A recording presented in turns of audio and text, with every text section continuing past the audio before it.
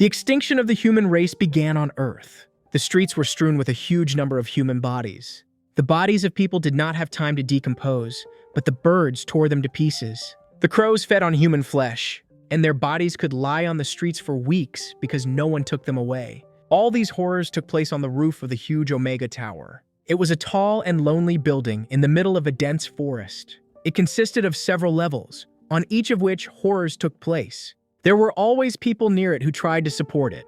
After all, the tower constantly existed due to a complex mechanism that needed to be monitored. If it failed, hundreds of people who worked on it would die. Each of them had to pull, and those who did not do this, they simply killed. Because of the dense forest, it was impossible to approach the tower. Moreover, the people who were there were in mortal danger. Due to their efforts, the tower began to rise again. They were happy because finally they managed to do it. But a man named Mina was not at all happy. He simply watched what was happening and remembered the day he got here. He knew what huge sacrifices it cost all the people who were on the tower. Each of them had their own story of the struggle for survival. It all started with a verdict when he was accused of a terrible crime. Mina was accused of a special case, and it was he who was involved in the murder of ordinary people. That day became the most terrible in his life. The guards took him out of the hall and were about to carry out the punishment. Now, until the end of his days, he must stay in the Omega Tower. From the very beginning, the rules of staying in the tower were explained to him. Mina, like many other people, had to take a special oath. As a result, he lost all his human rights. Now, everything would depend only on him, and he was ready to hear his own verdict. His hands were shackled with heavy metal shackles. The guy tried to break free but could not move. He was to receive the most severe punishment. He was sent to Island 58. Mina could not believe it and tried to justify himself. He denied his guilt and said that he had not killed anyone. The guy wanted to be heard and given the right to live. But no one had ever managed to escape his punishment. In the office, against the backdrop of the city, sat an influential man. He decided the fate of thousands of people, and it was he who was going to defend the accused. Now he held Mina's questionnaire and was going to help him. For him, it was a great honor, and he tried to do everything in his power. He promised him to take care of the case and force the judges to reconsider the sentence. In addition, he tried to calm him down. Suddenly, important guests came to his office. At this time, he was talking to the senator, so he agreed to talk later. His new task was to organize a special meeting place for the senator. And having promised to do this, he hung up the phone. Island 58 was a real hell on Earth. It was a place where the most dangerous criminals were. There were no rules on this island, and everyone fought for their lives. The only law that reigned on this island was physical strength, and only the one who was the strongest and ruled over everyone else could win. The island was called Hell 58. In addition, there were a lot of people on the island who wanted revenge. They wanted to take revenge for their unfair stay in this place. Everyone who was not lucky enough to get to this place had to work hard. Together, you tried to build giant structures that made no sense. Men were engaged in cutting down trees and building huge wooden houses. The working conditions were so difficult that many could not stand it. But among the prisoners, there were a lot of people who did not give up. One of them was Arthur Joe, who most wanted to leave the island and stay alive. Another such person was Khan. All his life, he dreamed of returning the throne and power that was taken from him. Ed Argyne wanted this no less than anyone else. But his goals were much more ambitious, because he wanted to establish his own rule over the entire island. And ordinary people who were also on the island did not set such high goals for themselves. Most of them were very weak and scared. Therefore, they simply tried to do everything to stay alive. The day they got to the island, their story of survival began. Everyone knew about the terrible things and conditions on the island. No living soul wanted to get here for anything. After all, it was the most dangerous place on Earth, where almost no one managed to survive. Every day could be the last, and it was a real struggle for life. After all, the people on this island were especially cruel. They were ready to kill each other for anything. Human life on this island was not valued, and every day they died. Now the woman tried to escape from her pursuers. She was too weak, therefore, she could not protect herself. The girl was so nervous and afraid that she tripped and fell to the ground. Despite the pain and severe fatigue, she did not stop and continued to run. But I realized it was too late. At this time, there was also a fierce fight on the other side of the island. The men were armed, so they fought to the death. Mina tried to break away from the attackers and defend himself from the men who wanted to kill him. He had to kill them to have a chance at survival. Every step could be the last, and at that moment, another enemy appeared. His attack was so strong and unexpected that he fell to the ground. In front of him was the leader of the most brutal gang that killed innocent people. On the other side, the girl remained alive, but she was seriously injured and could not escape. Ed Argeen was sitting in front of her, who wanted to commit his terrible crime. She began to tremble from fear and could not utter a single word. Ed Argeen wanted to listen to her, but she only cried and screamed. At that moment, she was in the territory of her mother, who was supposed to protect her. However, Ed Argeen did not pay attention to this because he had long since stopped believing in her strength. It seemed that the girl began to understand who was in front of her and why he was worth fearing. It was Ed Argeen, who in the past was a lieutenant with the rank of S. And when he approached and began to speak, it seemed that she stopped breathing. Realizing her mistake, the girl began to apologize and beg to let her go. And now, when she found out who was really in front of her, it was clear that she had no chance. Ed Argeen ordered his servants to tie her to a tree, and he himself was going to commit a cruel crime and payback. He touched her body with a sharp knife. The girl began to tremble again and had already come to terms with the fact that she would die. For Ed Argeen, it was just a game, and he did this with all his victims. From terrible pain, she began to scream and cry. However, Ed Argeen did not stop until drawings and symbols appeared on her body. When he finished, he stepped back to look at his drawing. He checked if he had written everything correctly, and when everything was ready, they were going to go visit the fly. The fly lived in the huge temple of a boa in the east of the island. It was Khan, who also belonged to the rank of S. His temple was a special place where his servants came and carried out orders. One of them was a strong man who just now entered it. Khan did not expect his visit. Therefore, he understood that something unforeseen had happened. He always ate alone, however. This time, he invited Moi to eat with him. However, he refused and simply reported that the crow was already waiting for him. Meanwhile, another man was hurrying to the house. Khan did not understand what could have happened so terrible and why he had to know about it. The frightened guy wanted to report that someone had attacked them on the way here, and in his opinion, it was Ed Argeen. Soon, they found a large number of corpses on their territory. Now they needed to do everything in order to find Ed Argeen and protect their people. The attack occurred on their territory, near his palace. Therefore, they could not delay. Meanwhile, after the crime, Ed Argeen and his unit were calmly walking through the forest. They were moving towards the palace of the fly, who was their leader. But suddenly, Ed Argeen saw something strange in the bushes in front of him. This made him stop and look around. In front of him, he saw an old man in a cape. Ed Argeen knew him because he started smiling when he saw the old man. In addition, he knew that this old man was very dangerous and experienced. During his long stay on the island, he defeated many enemies and became stronger than anyone else. The man knew about the crimes that Ed Argeen had committed and accused him of bullying the weaker ones. The others did not take his words seriously and were ready to kill the old man. One of them even approached him. He openly began to threaten the man. After all, he believed that he could easily overcome and kill him. However, the man was not going to tolerate such an attitude towards himself. Without delay, he delivered a strong and accurate blow. The opponent did not even have time to react because he did not expect the attack to be so fast. After that, a strong blow to the stomach, from which he finally lost his balance. He fell straight at the feet of Ed Argeen. But Ed Argeen was in no hurry. He did not dare to attack the man because he knew how dangerous an opponent he was. In fact, in front of them was the king of the horde of rank X, who had been a military commander in the past. Ed Argeen's face twisted with anger. He was so angry that he began to tremble. And as a result, he began to beat his servant with even greater force for daring to attack the king. No one on this island had the right to talk to him like that, and whoever did this would face severe punishment. Ed Argeen tried to calm the old man down because his servant had received what he deserved and was barely breathing. Despite the fact that he was old, no one had ever managed to defeat him. This time, Ed Argeen did not want to take any risks, but he understood that sooner or later they would have to meet. Therefore, they simply left, leaving their partner to die. The king of the horde silently turned around and was also about to leave. Meanwhile, a military plane was moving towards the island. In the middle was a new batch of newcomers who were supposed to replenish the island. They all understood that this was a one-way road, and few of them would be able to hold out even until dawn. After all, this was the place for the worst criminals, and legends were made about it, and all of them were people who deserved this punishment. The voice repeated it to them over and over again.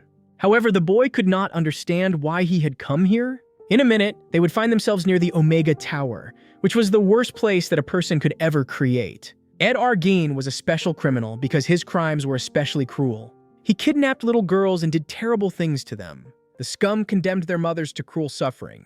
After all, he could kill them right in front of their own mothers. Ed Argean convinced the girls that they were dying, and their parents never admitted it. He lied every time.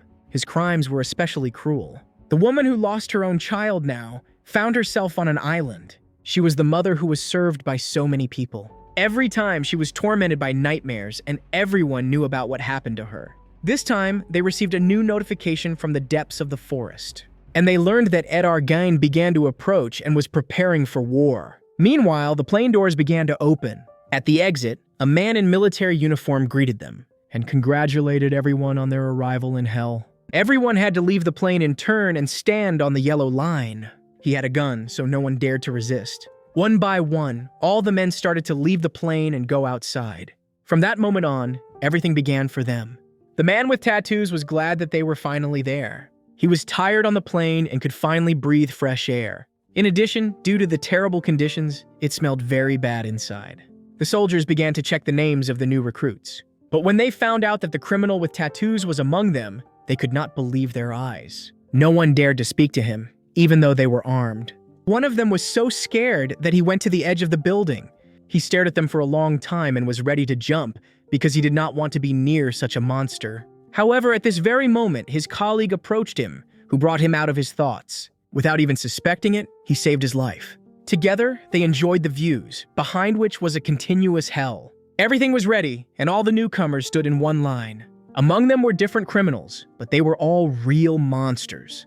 The thief was happy because the air here was special. Suddenly, one of the criminals dared to speak to him.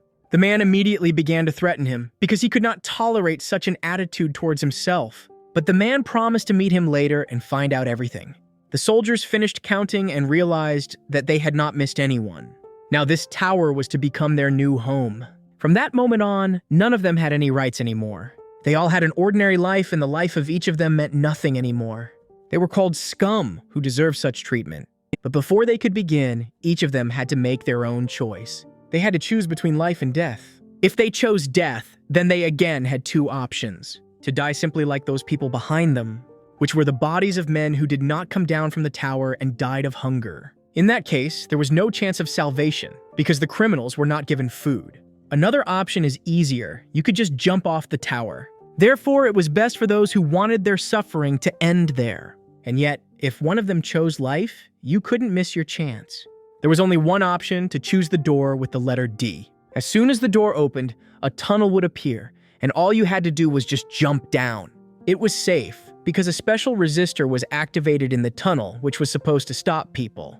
And it was from this moment that their survival was supposed to begin. But you couldn't forget that from this moment on, they would go to hell. Therefore now, everyone had to choose life or death. But before he started, the man was going to give a hint on how to survive in this world. He pointed to a boy standing in the crowd.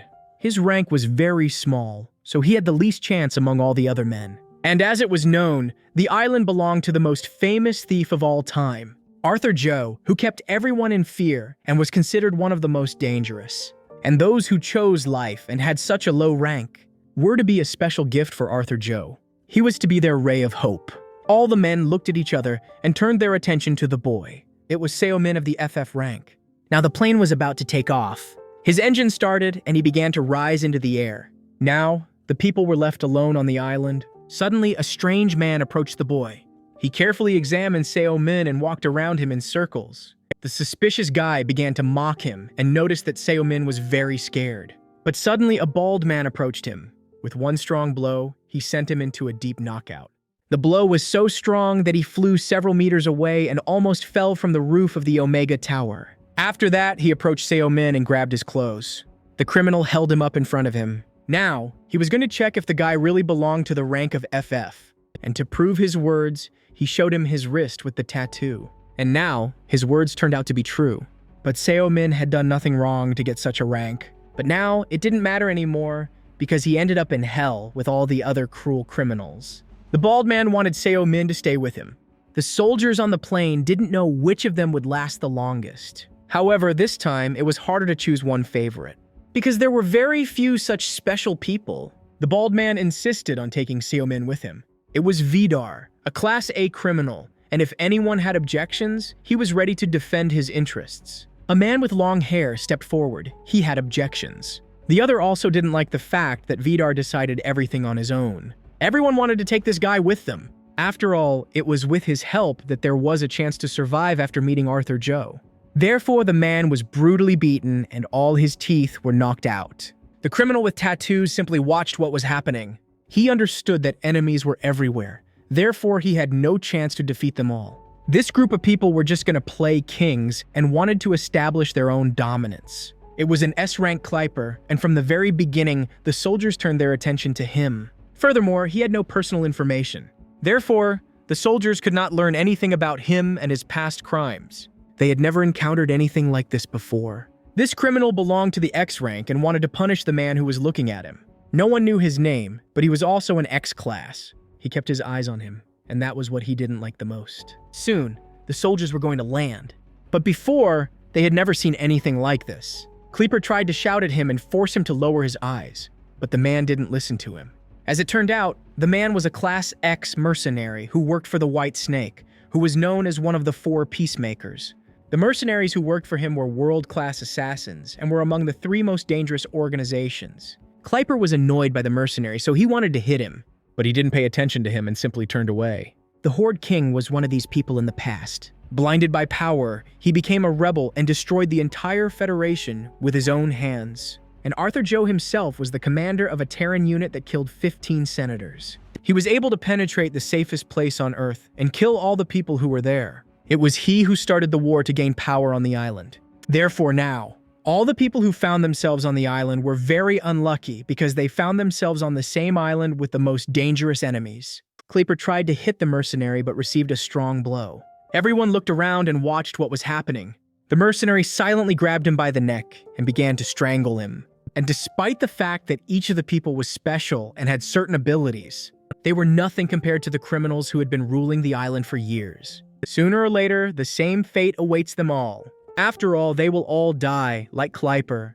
And if any of them dares to anger the influential bandits on the island, then, obviously, none of them will be able to stay alive.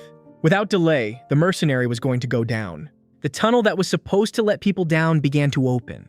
He stood in front of him and waited for an opportunity to go down. And everyone else just watched him, not daring to come up and interfere with him. And at that moment, he looked at all the people again for the last time and jumped straight into the tunnel. All the people who saw what was happening understood that it was better not to get involved with that man. After all, he was ruthless and was not going to help anyone. Suddenly, another man rushed straight at Vidar. He was going to hit him, but missed. Vidar managed to step back. He did not expect this at all, so he was even scared. But he was not going to just stand there, so he dealt a strong blow directly to his stomach. Vidar wanted to kill him for daring to attack him so boldly. With this force, he hit his head on the ground. However, he did not notice at all how another man approached him.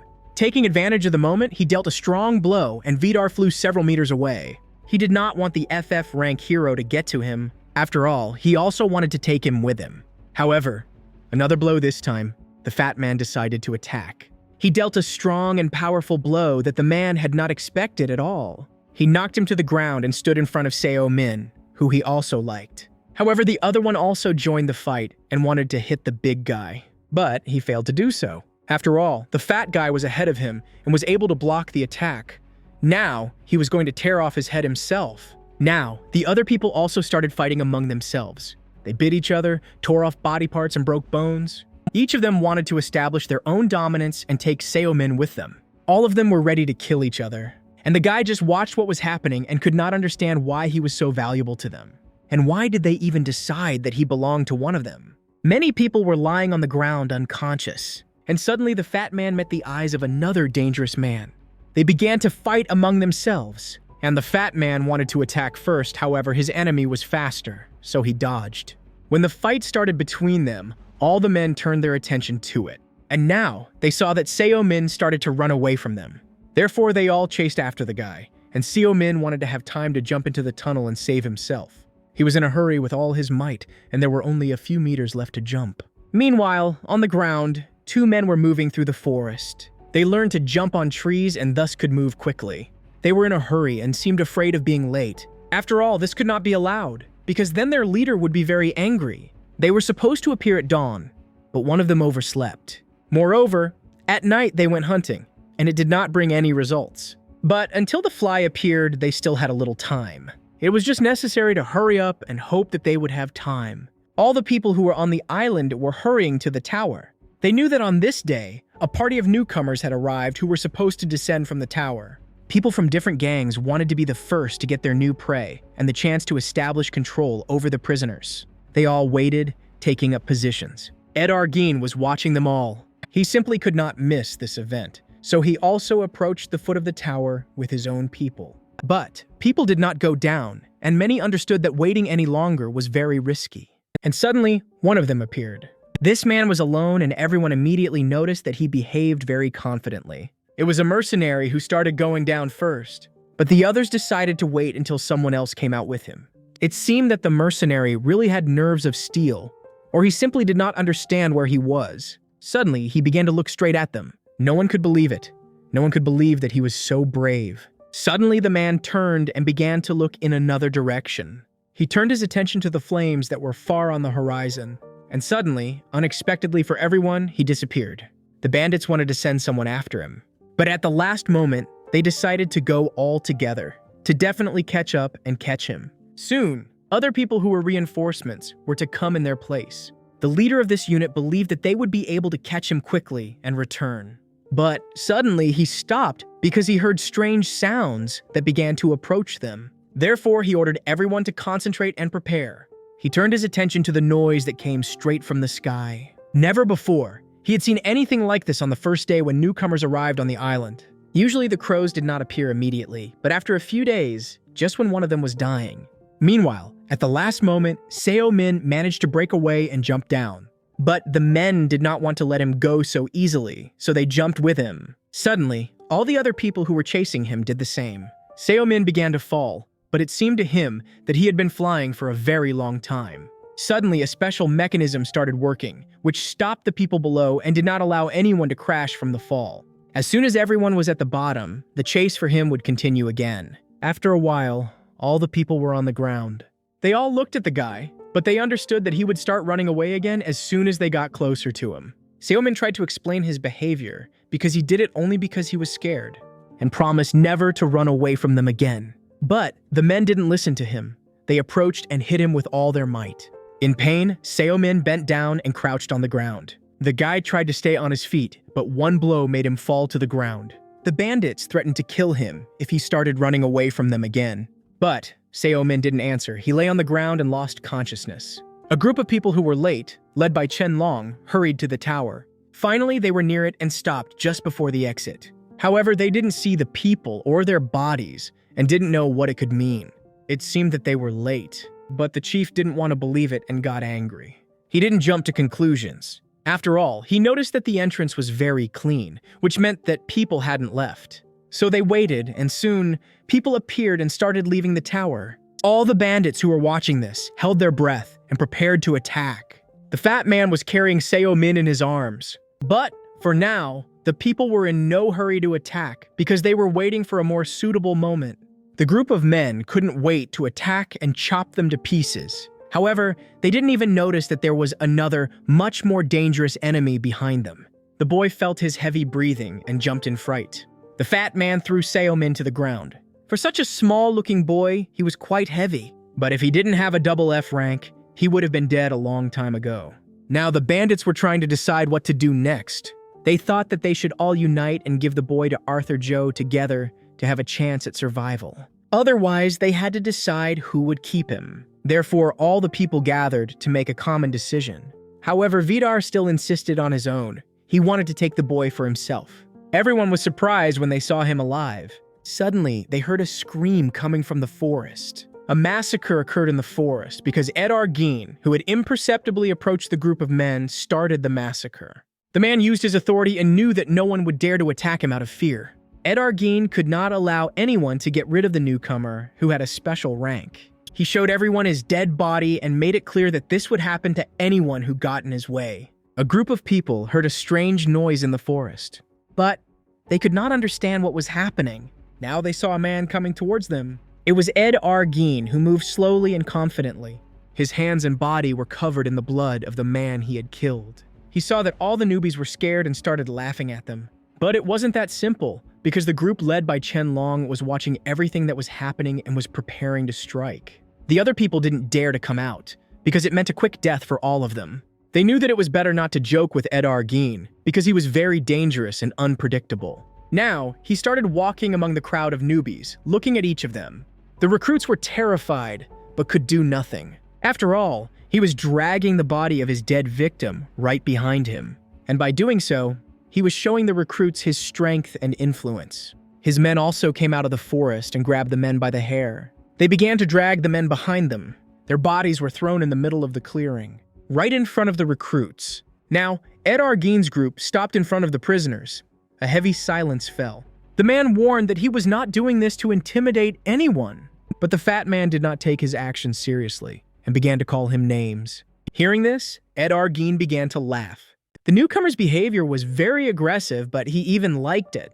The group of people did not react to his laughter and just silently looked at him. Now Ed Argeen gave his own name and was going to tell everyone about himself. In the environment, he was called a guy who caused trouble. Everyone on the island made every effort to kill him, however, no one ever managed to do it, because they created their own rules that could exist on the island. And Ed Argeen was exactly the one who always tried to break these rules. He allowed himself to break everything he wanted and kill everyone he wanted. If he wanted something, he would achieve it by any means. He called himself the chaos that existed on this island.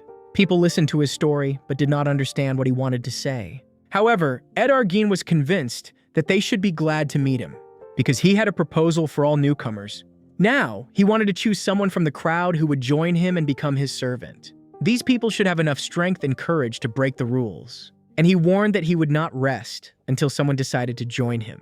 Come on, he warned the people not to disappoint him. Those who had a high rank and wanted to stay alive had to join his team. And the people whose rank was not so high could stay standing.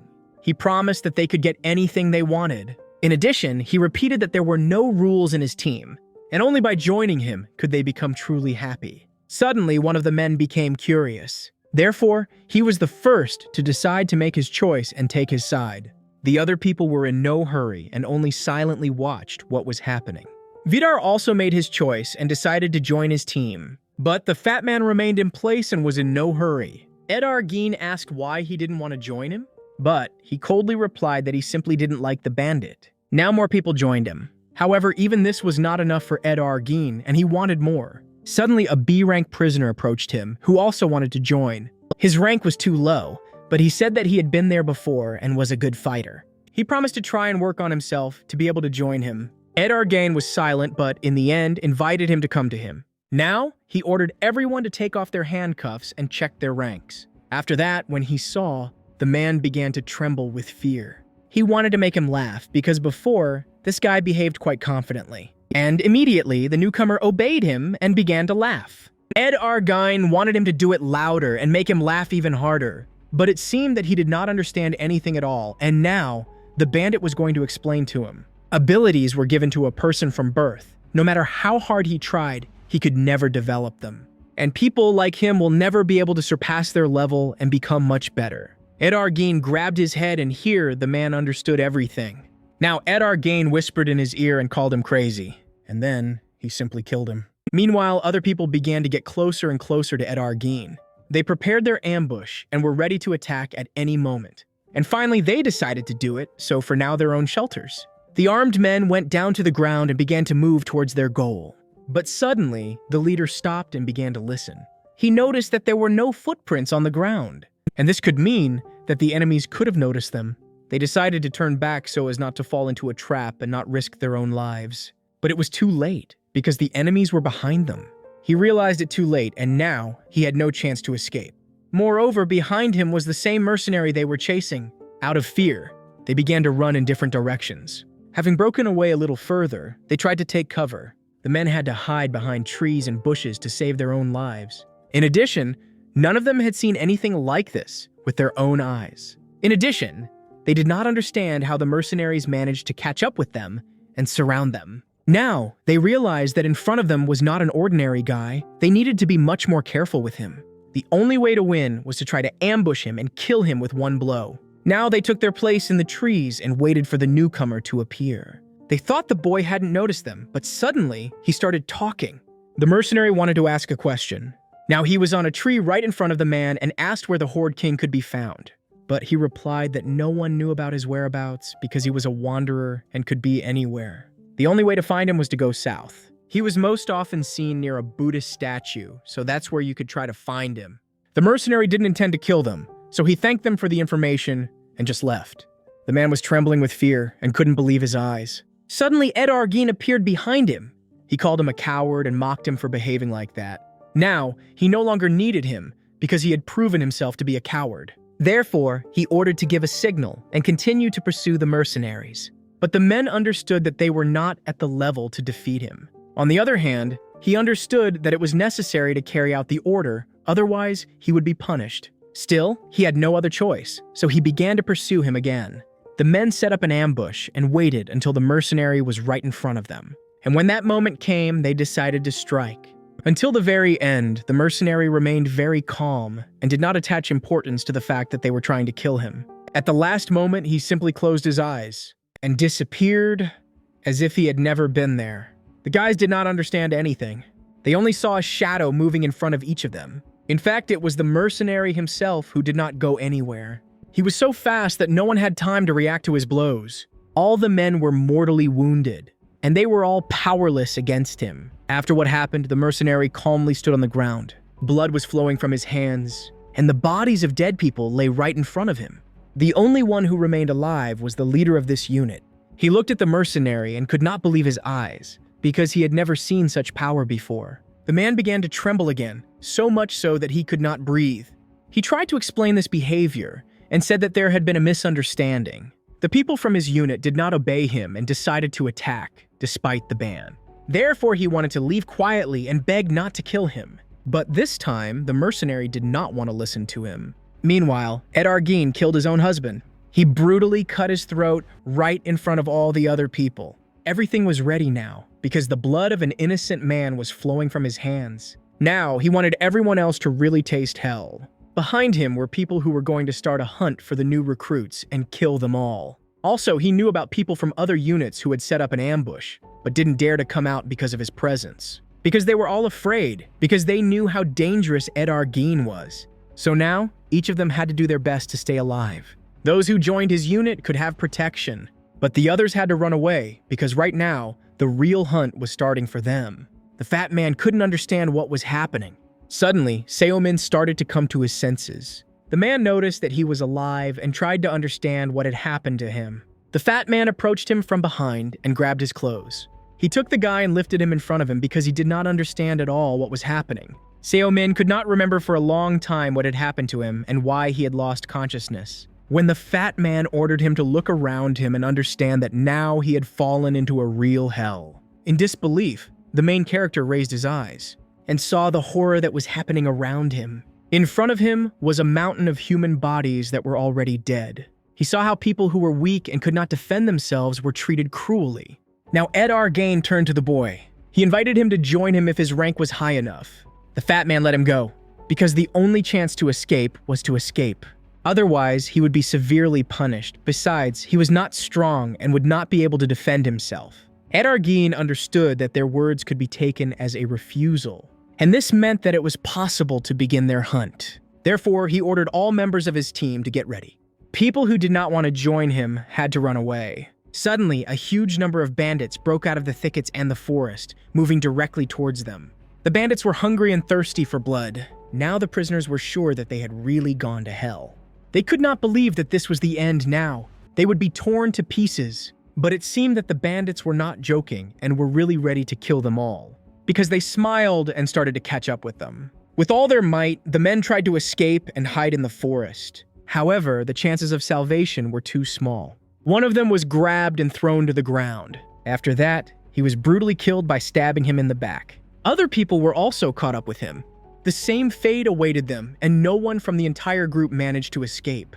They were killed, despite the fact that they did not even have weapons and did not resist at all. Some were lucky enough to break away and hide in the forest. But even there, threat and danger awaited them, because the women of the Mother's clan had been waiting for them for a long time. And when it happened, they began to catch up with them, moving along the trees. Now the people were surrounded and fell into a deadly trap. They were packed from the air, and this is what they could not even foresee. The women came down to the ground and began to brutally kill each of them, and only from this they received real pleasure. The group of people who decided to run in the other direction seemed to be able to break away.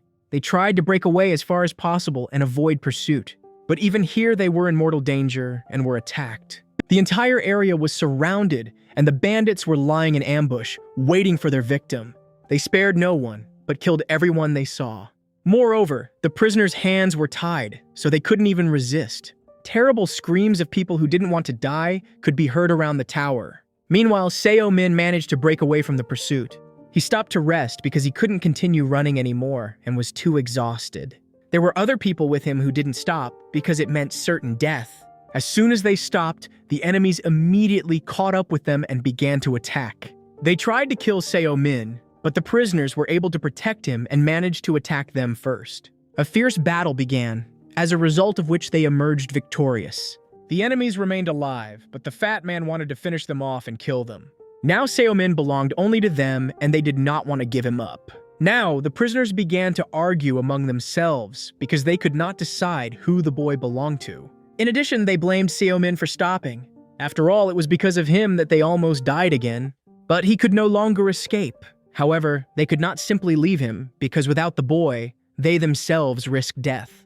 Therefore, they decided to find a safe place for him where he could hide and rest. After all, if he went with them and stopped again, they would all die. In addition, Seo Min was their insurance, so no one wanted to leave him.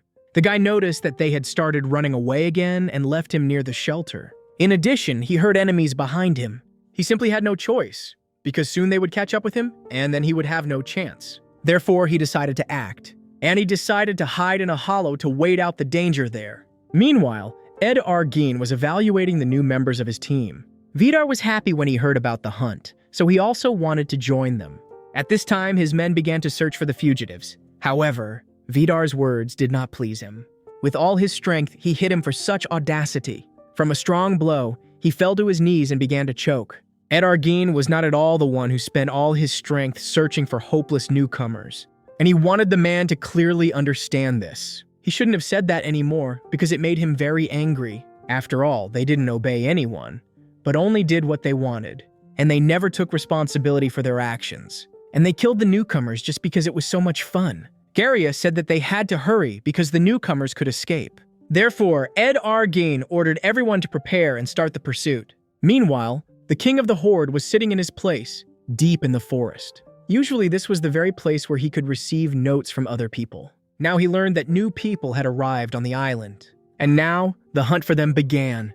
He knew that this kind of thing always happened. But he himself had never participated in such a thing. After all, he believed that the newcomers also had the right to life, despite the fact that they were the same criminals. In addition, everyone else was also such newcomers who were simply lucky to escape and stay alive. This tradition always seemed unfair to him. With all his might, Jacoba tried to escape. But now his enemies were too close to him.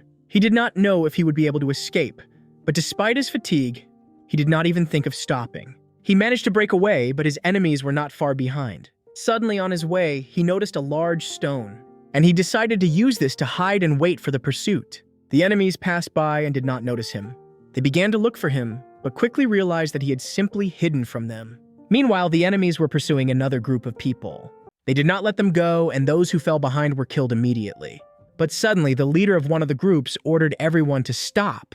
Everyone knew that they could not just let go of their victim and had to continue the pursuit. But this time, they decided to act differently.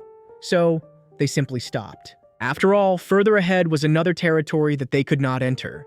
And those who managed to escape, most likely, did not even suspect what awaited them ahead. And if they had known, they would definitely have stayed and decided to die right here. Now, they could not just watch them, so they decided to turn back and stop the pursuit. Meanwhile, the fat man also managed to hide and wait out the pursuit. Freddy Adu took a good shelter, in which he could feel safe for some time. Now that the danger had passed, he could leave the shelter and continue moving forward.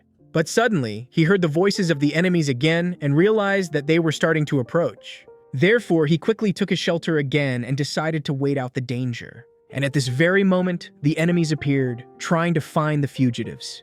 Right now, they were in enemy territory, so they couldn't just enter this place. After all, if the leader finds out, they will be severely punished. However, Liang Chaochen did not obey him, and did not even pay attention to the fact that the leader forbade going to enemy territory. Her eyes burned. She wanted to kill and wanted blood. The man could not stand it and began to shout at her. After all, he knew how this could end and did not want to suffer because of her. However, she did not obey him and did not want to return to Khan without the loot. She wanted to go alone and continue her search. But Moi understood that she could not be let go alone. In addition, he understood that she would have to violate the order of the chief again. Moi tried to calm her down and force her to stay. Now, they were standing on different sides. She would not return, and Moi understood this perfectly well. The girl pointed directly in the direction where Freddy Adu was hiding. This was the territory of Arthur Joe, who was the most dangerous criminal, and everyone knew how dangerous he was. Nevertheless, the men left her and began to return in another direction. When the girl was left alone, she realized that she had no chance. Therefore, she decided to return and left the enemy territory. When Freddy Adu realized that it was safe around him, he also decided to leave his own shelter. Meanwhile, the main character continued to sit in the hollow. He listened carefully to what was happening around him and realized that there were enemies right in front of him. They were walking a few meters from his hideout and were trying to find any traces of those who were fleeing. But suddenly they stopped because they heard a strange noise. In addition, they had lost people around this place. Therefore, from this moment on, they should have carefully checked and searched everything again. Suddenly, they turned their attention to the tree trunk that was just behind them. Still, the mercenary killed the man who attacked him. They were all dead because he did not like those who tried to deceive him. In addition, he managed to easily free himself from the handcuffs. From the very beginning, they did not pose any threat to him because he was so strong that he could free himself at any moment. Now he had the weapons of his dead enemies, and the mercenary was going to go south, where he wanted to find the king.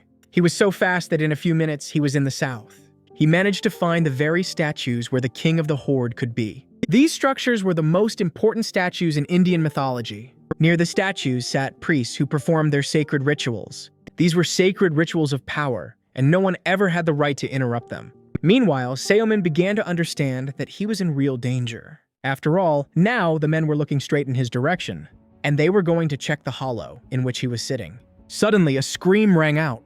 One of the attackers was wounded by a spear. It was Chen Long, who thought he was saying nonsense, because the fat man they were looking for would never have crawled into such a narrow hole, because it was really very narrow, and even he couldn't fit in there. Besides, they thought hiding in a hole was stupid, and no one would ever choose such a place to hide.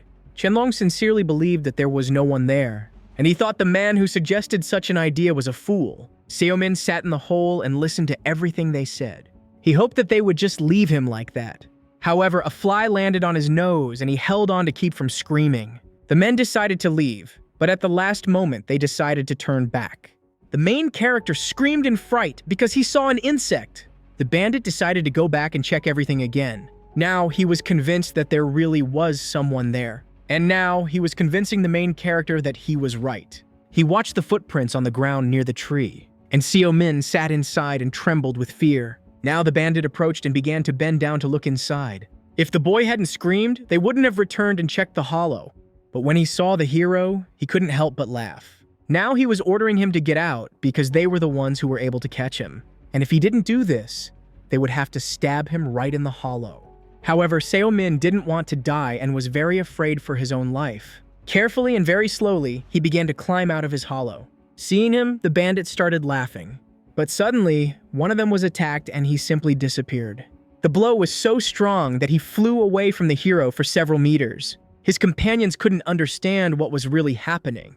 They thought it was Seomin. Eventually, they realized that their comrade was seriously injured and most likely dead. Moreover, they did not know from which side they were attacked, so they began to panic. At that moment, they saw a girl from the mother's clan. She was the one who attacked the bandit. Now she and Seomin met eyes. Seeing him, she was scared, so she jumped back. Other people appeared with her, including Moi. He also ordered the boy to be killed. A bloody battle began between the two enemy clans. The Chen Long clan had better weapons and were also much stronger. However, the opponents had a numerical advantage and were very resilient. As a result, the Mui clan managed to win and kill most of their opponents. However, Qianlong was still alive and tried to resist. He did not expect that they would dare to attack them so openly. The leaders of the two warring clans began to fight among themselves. However, Liang Chaochen did not take her eyes off the main character the whole time. The guy even tried to speak to her, but she did not answer. She could not believe her own eyes because she had never met someone so beautiful before. However, the woman remembered that she had to kill him. Otherwise, it would mean the beginning of war, because none of them had the right to let newcomers go. However, they decided to take a chance and let him go, and she showed the boy to sit quietly and not make any noise so that no one would notice him. Seomin understood her without words and decided to do everything as she ordered. Therefore, he hid in the same place again, and the girl simply left. He sat in the hollow, hearing the sounds of the battle and waiting for everything to end. But the men continued to fight. Reinforcements arrived from both sides and everyone intended to kill each other. Suddenly, the Qianlong clan fighters stopped. The boy understood that there was no point in continuing. He began to tremble and understood that this was the end, because all his allies had been brutally killed, and all those who remained alive were completely surrounded. Moreover, his enemy, despite his wounds, looked very calm. And the longer this went on, the worse his situation became. And while he could still stand on his feet, he decided to end it once and for all. But if nothing worked out, then he would have no choice but to accept his own death. But he hoped that he could drag his enemy right after him. With all his might, he tried to wound him, but each time the enemy managed to dodge. In the last attack, he put all his strength, but even this time, he dodged. Now the bandit realized that he was in a very bad situation. After all, his opponent was in a good position and struck. Now, everything was decided for him. After all, the best soldier of the Qianlong clan was dead. He overestimated his own strength and fell into a deadly trap. However, even being in such a situation, he did not want to give up. The man wanted to take him with him, but realizing this, the Mui warrior jumped back. The wounded man, holding a weapon in his hands, began to move towards him. He was bleeding, but wanted to continue fighting. As a result, exhausted, he fell to the ground. The chief saw that his best warrior was dead, and this was a real shock for him. Therefore, he gathered his strength and out of anger delivered the final blow. He tried to kill his worst enemy and do everything to escape from the encirclement. Under the pressure of his blows, the enemy bent down, so he decided to finish him off with his foot. But he did not foresee that Mui was much faster and more agile. The first time he managed to dodge, however, he also managed to escape from other attacks. Each time, he managed to avoid danger and remain whole and unharmed. However, Qianlong did not give up, but tried to do everything possible to hold on. Meanwhile, the recruits managed to gain some advantage and defeat the enemies who were chasing them. One of the people was sitting in ambush and attacking everyone who approached. One of the recruits was captured and tortured. The man did not relax when suddenly he heard footsteps and voices approaching him. As it turned out, it was Ed Arguin along with his men. However, the man was expecting his appearance and began to smile. Ed Arguin was shocked because he did not expect the recruits to resist. Just at that moment, he was ready to kill the guy. He was convinced that this was the FF rank recruit that everyone was trying to find. Garia wanted to tear out his tongue for his impudence. The man was furious and wanted to strangle him. However, at this moment, the chief intervened in the conversation and ordered him to come to him. The man could not understand what was happening, but he simply had no other choice. Suddenly, with all his strength, he grabbed him by the neck and pulled him towards him. He didn't like that the man had caught the wrong one and was simply wasting their time. Besides, he should have obeyed his orders. And instead of wasting time on one guy, it would have been better to start looking for others. He promised to kill him if he made another mistake and didn't start being useful. And here, the leader wasn't kidding at all. He ordered Garia to follow him because right now, an important meeting was to take place. In addition, he praised him for his excellent work and for his attentiveness. This angered the man so much that he couldn't help himself.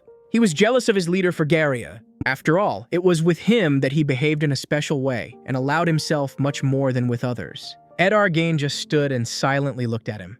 Suddenly, Garia started laughing. He could not calm down, so now the leader paid attention to this. Garia considered the man a child, because only children could be offended by this. And now Ed Arguin finally spoke to him. Even after what happened, he did not want to determine his values. In addition, Ed Arguin was not going to tolerate his accusations about this. Therefore, if he wanted to get his approval, he needed to prove his worth. After that, Ed Arguin left him again. and Vidar silently watched everything that happened. Meanwhile, the fight between the two warring clans continued. Qianlong still managed to hit his opponent and deliver a strong blow. The blow was so strong that the man flew several meters away from him. Qianlong was satisfied with his work. He even relaxed and forgot about another danger. Liang Chaochen, who was nearby, could not help but take advantage of this. Therefore, waiting for a good moment, she began to approach him. The man did not expect this at all and was shocked when he saw the enemy near him. Ling Chaochen was preparing to deliver a strong and powerful blow. At the last moment, he tried to jump back, but because of her strength and speed, he didn't have time to react. As a result, he ended up lying on the ground. The Moi warrior, who was watching this, was amazed that the girl was so brave. And Liang Chaochen calmly waited. She silently looked at him after what happened. Moi didn't let her enter the battle because she wasn't strong enough to fight with them, but the girl just threw up her hands. It proved once again that she was worthy and could fight like everyone else. Moreover, she was able to defeat the enemy leader, which Moi himself could not do. The man was so angry that he couldn't control his anger. Out of anger, he struck the tree with his own knife. The men watched in silence as the situation unfolded, but none of them dared to interfere in his argument with the girl. Moi did not want her to risk her life so much. After all, she was only 16 years old and had no right to fight with them. Nevertheless, he calmed down and approached his opponent, who could not get up. He hoped that the opponent remained alive, because they could not be allowed to die. After all, then they would have to go to war with Arthur Zhou himself, whom they served. But it was too late. The man and all his people were already dead. So now they were in big trouble. After all, Arthur Zhou was one of those who would definitely want to avenge the death of his people. Suddenly, the girl heard the men start laughing. They were standing right in the same place where the main character had stayed. And most of all, she was afraid that they would see him and kill him. In fact, they didn't see him and just heard very suspicious sounds, not far from them. They were sure that someone had started coughing. The girl also heard it, so she started coughing herself. She didn't want them to suspect anything, so she admitted that it was her. However, everything was not so simple, because Moi did not believe a single word she said. After all, he was not so easy to deceive, and he could easily distinguish her voice. Now, Liang Chaochen, the girl, realized that she was in real trouble. The chief knew what she was up to, so he ordered her to confess everything before he himself found the reason for her lie. Her legs began to tremble from fear. She thought that this was the end. But suddenly, the man began to accuse her of just trying to make him feel sorry for her. However, he was not going to pity her and support her. Now, she calmed down, because she understood what he really meant. The other men also thought that she was just pretending to be a victim. So, altogether, they just started laughing at her. They wanted to just let her go, but Moi had a different opinion about her. He wanted to know if his men had thoroughly searched everything and checked the area. Everything was clear, so they decided to leave because it would soon be dark. In addition, he ordered the girl not to repeat her own mistakes again, and not to pretend to be an adult and a hero. Still, time was short, so they decided to leave. The girl was going to leave without them, so she stayed behind to pick up her weapons. However, she promised to come back and catch up with them. When they left, the girl breathed a sigh of relief. Finally, she could relax, because she had been very nervous all the time about the guy they might find.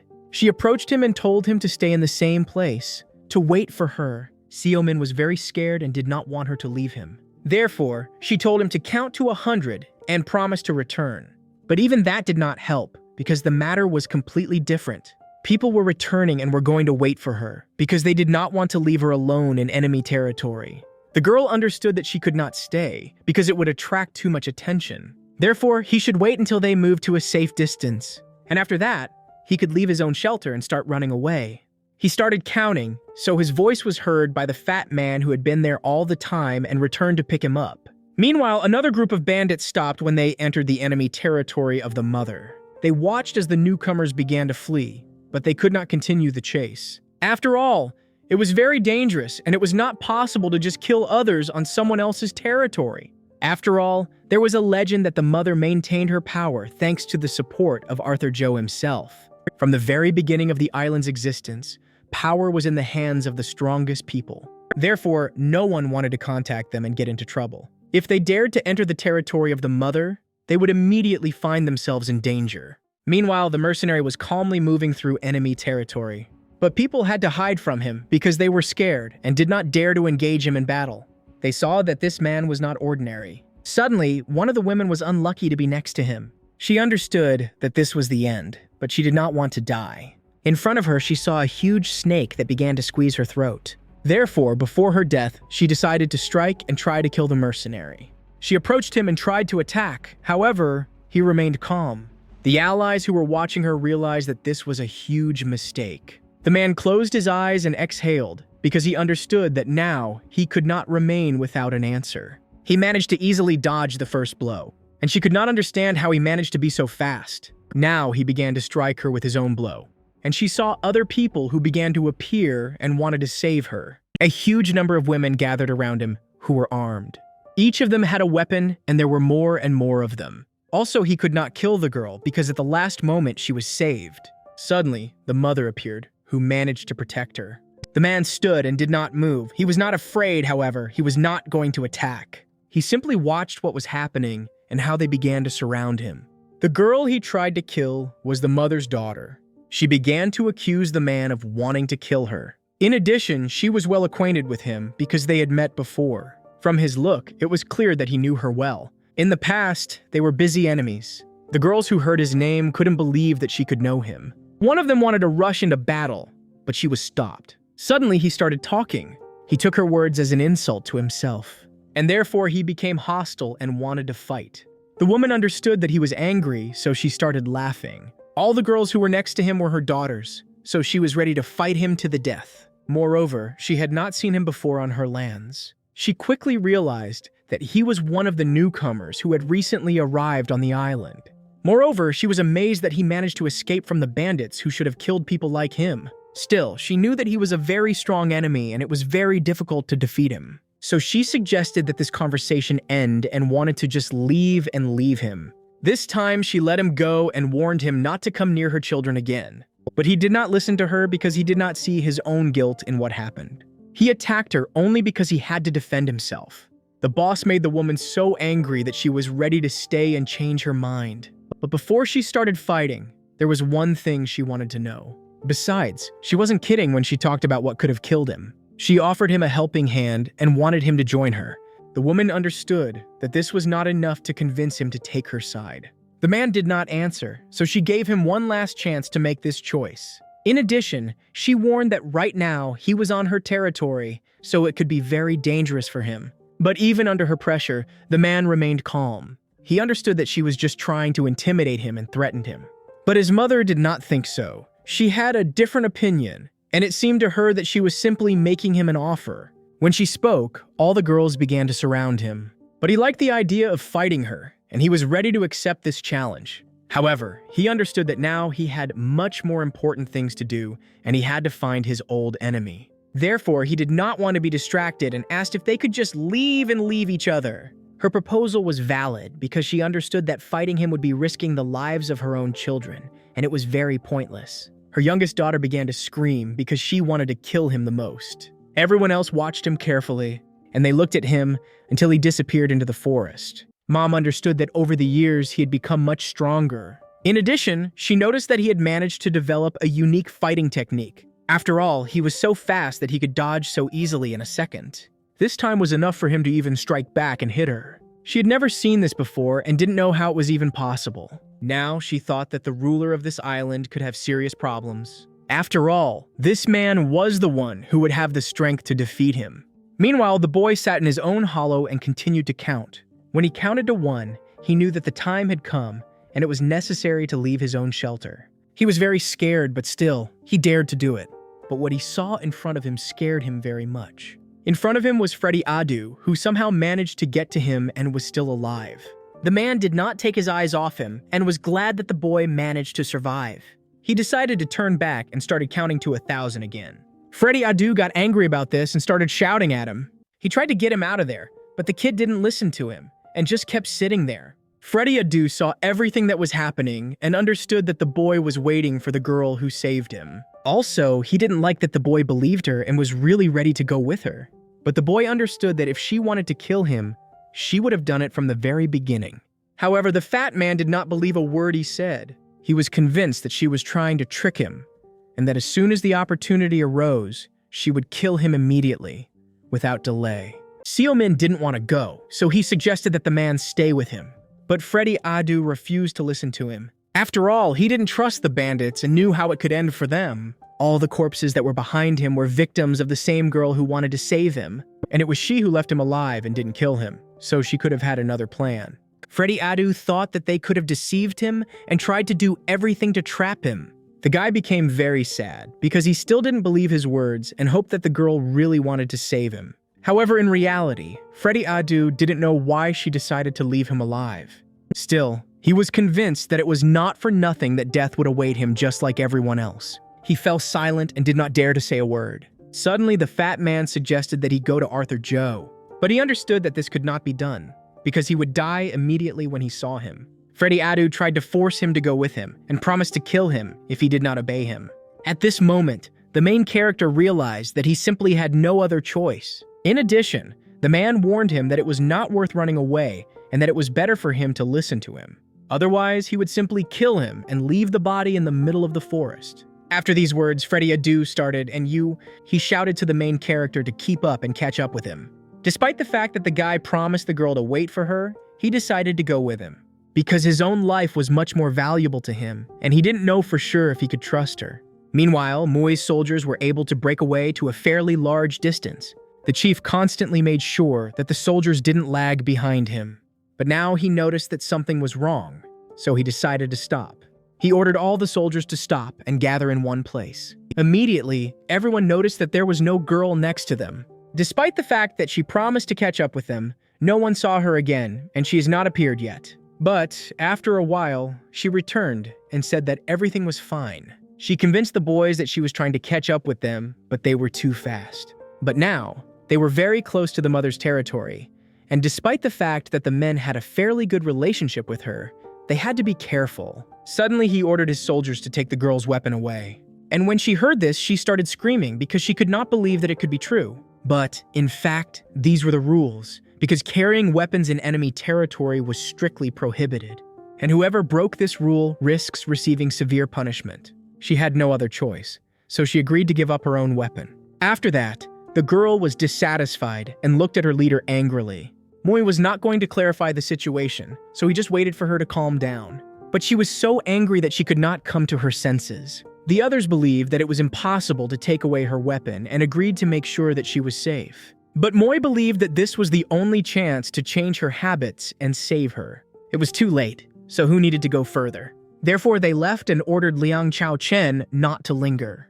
They didn't even notice that they were being watched all the time and were listening carefully to their conversations. After all, a person had been sitting in the bushes all the time, hiding from pursuit. As soon as they appeared, the fugitive left his shelter. Now, he could finally continue moving forward. Jacoba was tired of sitting in the bushes all the time, because many hours had passed.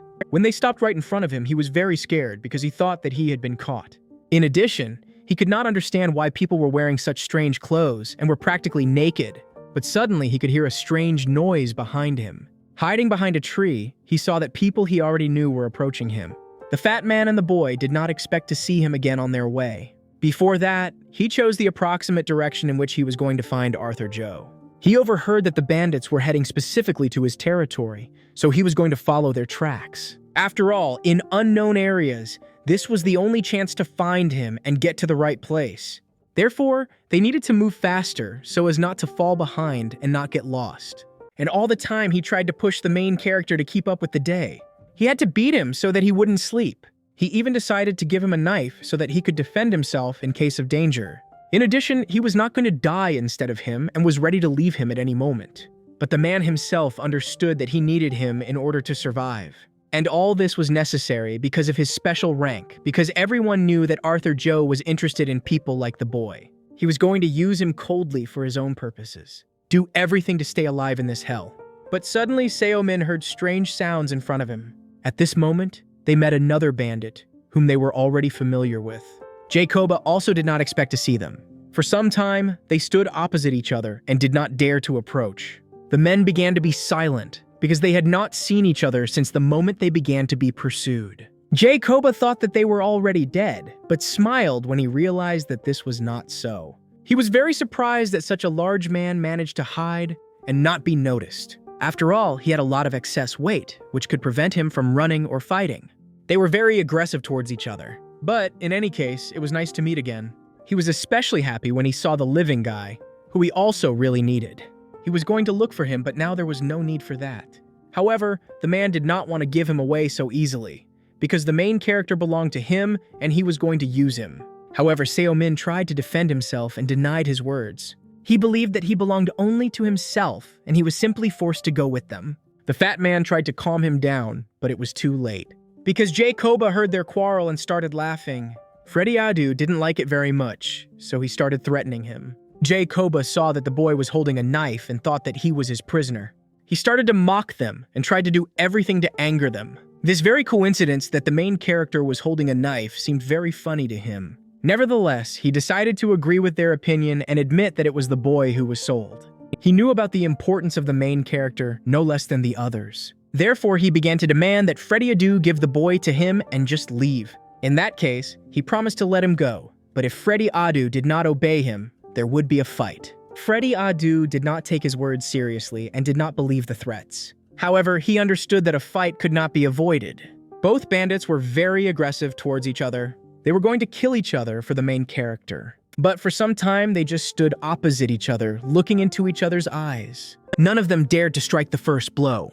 Freddy Adu understood that this could not continue any longer, because he was in a hurry and did not want to lose the trail that would lead him to the leader of this island. Therefore, he invited the enemy to strike first and gave himself the right to attack. Seo-min did not want them to start fighting because of him. He tried to stop the men to calm them down. But now, it was too late, because he was thrown aside and began to fight. With all his might, they tried to hurt each other, but their fighting tactics were very different. Jacoba was much faster than him, and therefore, he managed to dodge all the blows. He tried to get closer and use the main character.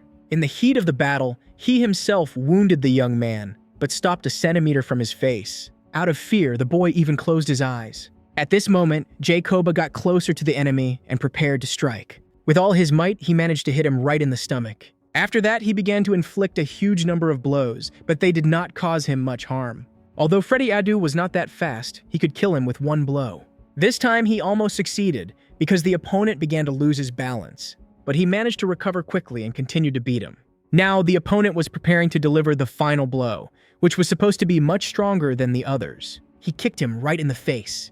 The man hoped that it would work, and he would be able to finish him off. But it was not so at all, because he underestimated his enemy. And Freddy Adu was able to catch his leg, and now was going to throw him to the ground. With all his strength, he pulled the enemy towards him. Because of this, the man found himself in a very difficult position, because he could no longer defend himself from his blows. With all his strength, Freddy Adu pushed him away from him. Jacoba hit a tree, but the fat man began to approach because he did not want to let him go. Jacoba understood that he needed to run away. He tried to get up, but saw that it was too late. The boy who was watching what was happening was very scared, because he thought that this could be the end. I understand that for him, everything could end at that moment. Out of fear, the main character even closed his eyes, because he could not watch what was happening. But when he opened them, he noticed that everything was not at all as he thought right away. Events changed very quickly. Freddy Adu, despite his advantage, could not hurt him. So, at the last moment, he managed to jump back and save his life. Now he was preparing for a counterattack. And having already chosen the best moment, he began to move in his direction. Using the moment and his own speed, he tried to hit him right in the face, but the enemy managed to dodge his blow. He was also going to hit him, but even this time, he managed to dodge. Freddy Adu wanted to hurt him again, but nothing worked. Suddenly, in the heat of battle, he grabbed Jacoba by the clothes. Freddy Adu tried to hit him again, but even this time he managed to dodge. However, he did not stop. Another hit. Now he was too close to finally hit. The opponent understood this. But, at the last moment, he managed to put his hands up and block the blow. He was so strong that he could easily move him from his place. But the man did not give up and continued to resist. When he had no more strength left when he tried to jump back. But Freddy Adu did not want to let him go so easily, and tried to hit him again. But each time, nothing worked. The men continued to fight. A blow from below, and again nothing worked. Now it was Jacoba's turn. He managed to hit him, but it wasn't enough. After a while, he had to run away again. The fat man was nervous because he was much slower. After all, his opponent managed to run away from him every time. Freddy Adu realized that his opponent was not an ordinary coward, but even knew how to fight. He also praised him for his ability to dodge blows and always remain intact. Jacoba also did not keep quiet and called him an ordinary bag. After all, he received a lot of blows and did not have time to dodge. He began to laugh at him because he saw that his words angered his opponent. Jacoba believed that he was already tired because it was noticeable how he had become slower. However, the man considered himself ready and wanted to continue fighting him anywhere. Jacoba was going to rest after killing him. Therefore, after a short pause, their duel continued. But suddenly they stopped because they heard the guy trying to shout at them. He was very tired and begged them to stop for a moment. Now, the main character realized that the two of them were fighting for him, and he didn't think this was the right moment. The men didn't understand what he meant. The guy said that they needed to join forces and survive together until they met the one they were looking for. And until then, they would have a chance to decide who he would belong to. After all, right now, survival came first. In addition, he assured that they didn't need to become best friends at all. They just needed to be together and help each other as long as they were united by a common goal. Jacoba didn't like this very much because he believed he had enough strength to survive on his own. But there was another problem. He couldn't trust the person he had just wanted to kill. So he thought it would be better to decide everything on the spot and agree on who the main character would go with. Besides, it was worth remembering that they were in Hell, where everyone could be his enemy. This was not the kind of place to make new friends. Because of these words, the main character was angry and looked at him with malice. Jacoba wanted to continue fighting, and Freddy Adu accepted his offer. He wanted to show the main character how to finish off a person with one precise blow. But the boy intervened in the conversation and called them both cowards. After all, he did not want them to waste time fighting and still tried to convince them. He called them cowards because they could not trust each other. Jacoba did not like it at all and wanted to hit him for such impudence. But the boy believed that they could join forces anyway. If they were ready to take a step back and find a compromise, he promised to obey and go with them even as a slave. But if they continued their fight, he promised to run away and find people who would be ready to kill them. After that, the men thought about it and began to look at him in a completely different way. Silence fell and they all looked at each other. At first, they thought the guy had gone crazy. But in fact, it was a very good deed. Even on the verge of death, he repeated his words again and promised to run away if they continued to fight. The men understood that they would not be able to control him and follow him all the time. Still, they tried to come to an agreement with each other. They had no other choice, and they promised to work together until they met with Arthur Joe. Meanwhile, events moved north of the Omega Tower. Everything happened on the border of two territories. Mui, along with her soldiers, were going to cross the border and enter her mother's territory. As before, the girl remained dissatisfied. She wanted to return home as soon as possible and get her own weapon. Mui did not answer and constantly tried to ignore her. The other soldiers noticed that he was especially silent. They were late for an important meeting, so they decided to wait. Mui understood that something was wrong, and all the soldiers felt uneasy because they sensed danger. After a while, they began to hear strange sounds. And suddenly, the very man they were supposed to meet appeared. It was the crow himself, and he came out to meet them. At this moment, Mui became very focused. The crow also looked straight into his eyes. He was waiting for them, but Mui's soldiers came on time and were not late. When Liang Chaochen saw him, "You became very angry." She started shouting at him and promised to kill him as soon as the opportunity arose. But the man listened to her patiently and did not convey the meaning of her words. He looked at her and smiled, "Because I do not believe that such a small girl can kill him." He knew that she was the daughter of the Khan himself, and he did not expect to see her in such a place. He also knew that she was constantly under guard, so most likely she just ran away. He warned her that it was very dangerous to be in such a city. She was going to rush into battle, but the leader stopped her. Liang Chaochen got angry again. She decided to retreat but promised to meet again and kill him. But suddenly, one of the soldiers stopped her and ordered her to turn back. He could not allow her to run away from them again. The crow started laughing again, but fell silent when he realized that a weapon was near his neck. It was Mui, who was no longer going to tolerate him and waste time. He ordered them to get down to business immediately and do what they had agreed to do. The man couldn't believe how they had the courage to threaten him like that. Mui tried to find out why he had called them and why he wanted to meet them so badly. But the man didn't answer and again tried to stall for time and just talk to him. However, Mui understood everything perfectly and guessed that it could be a trap. Still, the crow understood that he was not worth joking with, and he agreed to tell everything. But first, he took his weapon from his neck. They had not seen each other for a long time. In fact, he was glad of this meeting. All the time, they had been enemies and were ready to kill each other at the slightest opportunity. In addition, the crow saw that the leader was very tense and realized that something had angered him along the way. It seemed that Moi began to understand what was really happening. After all, at this moment, the crow began to smile. It was time to act. Still, the men managed to agree, and they decided to join forces. They decided to move along the tracks and try to get to the territory where Arthur Joe was. During this time, the bandits managed to get to know each other and even started talking. They were convinced that in a cruel world, only physical strength solved everything. And they said that the main character should be grateful that they allowed him to stay alive. Suddenly, they noticed that the man in front stopped. He tried to find traces and carefully examined the ground to find evidence. In the past, he was a soldier and told about his service. But the other did not believe it, because he did not know how he could be taken into the army with such weight. The hero understood that he had managed to find something terrible on the ground. Meanwhile, Moi understood that the situation on the island had changed dramatically. The crow told him that they could build a new tower and try to escape. Arthur Joe himself was to take care of this, who promised to be the main one in the construction. His plan was very simple. He was going to build a tower and escape from the island.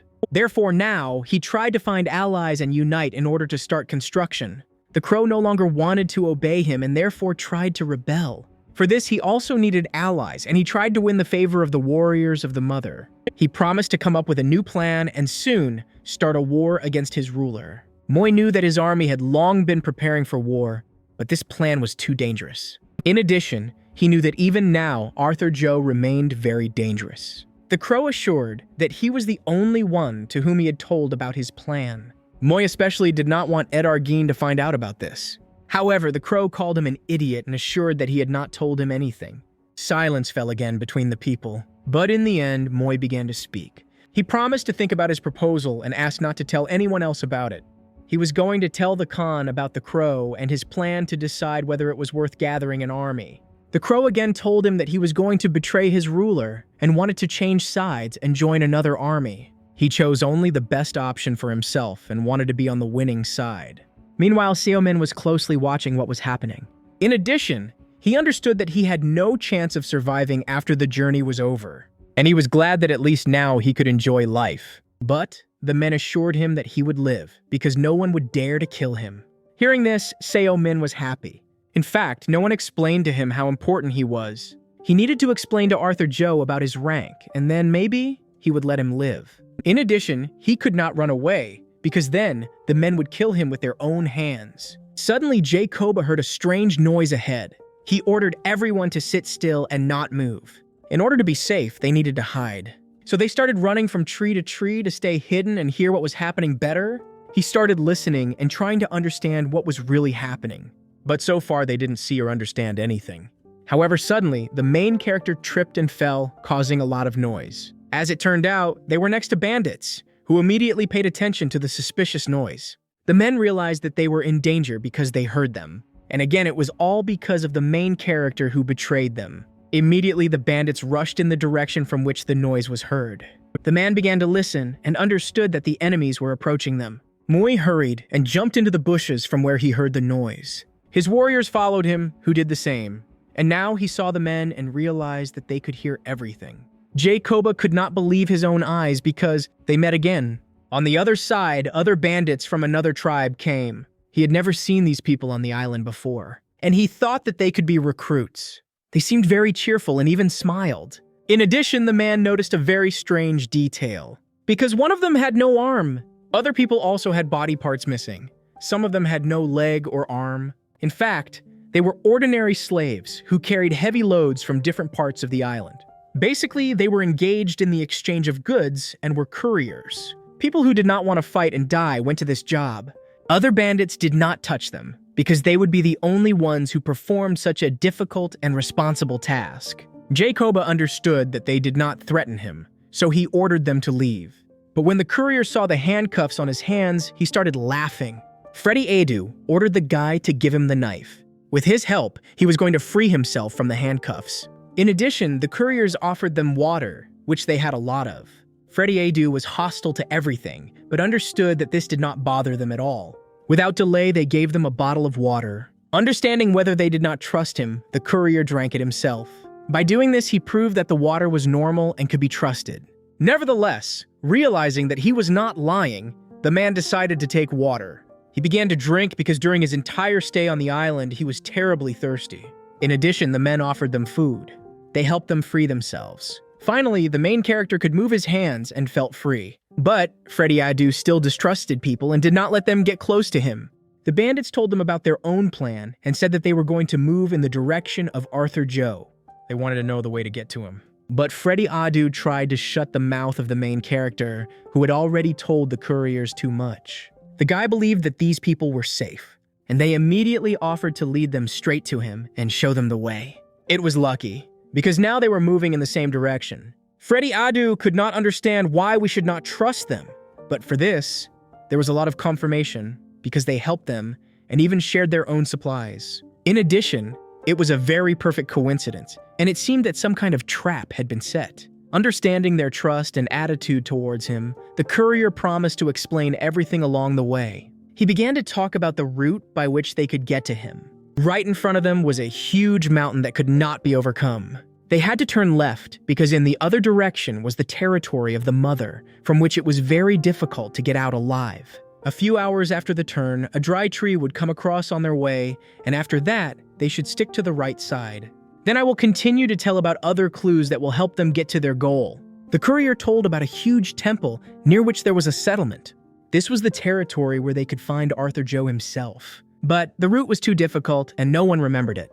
The couriers always walked it, so this path seemed very simple to them.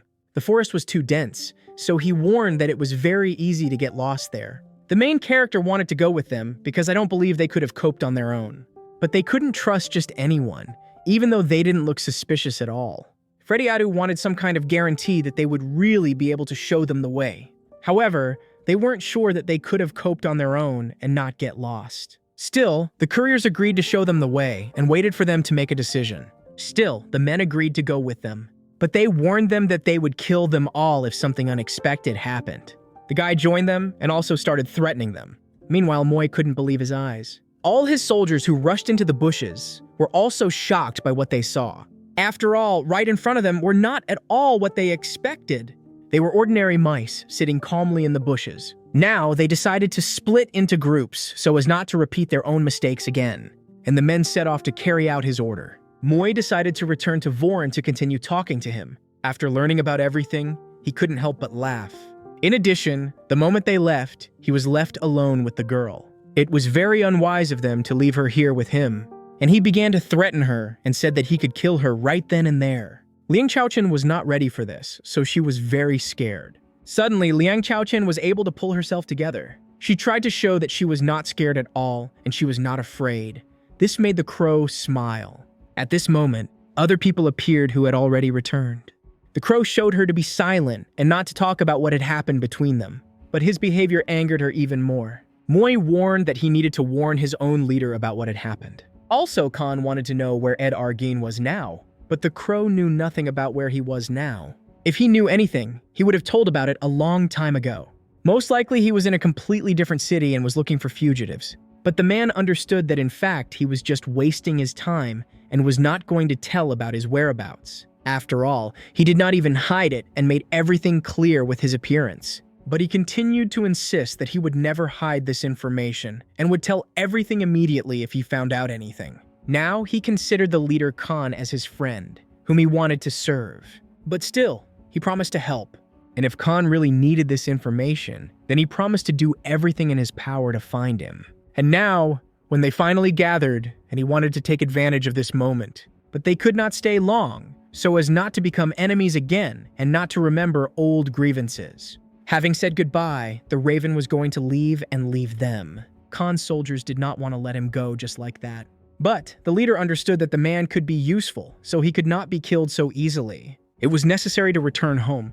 Having moved a dangerous distance, the crow tried to make sure that no one was chasing him. He began to laugh because he realized that the men could believe him, and his trap could work. Meanwhile, the other prisoners managed to reach different parts of the island. Some of them even managed to escape very far. All the prisoners were taken to the settlement where Arthur Joe himself lived. They were all brutally killed, not allowing anyone to escape. Despite the fact that people begged them for mercy, they killed everyone. Ed Arguin watched everything that was happening. With him were his new soldiers, whom he chose from among the prisoners. His new soldier bit people to death because he had a very strong addiction that he could not cope with.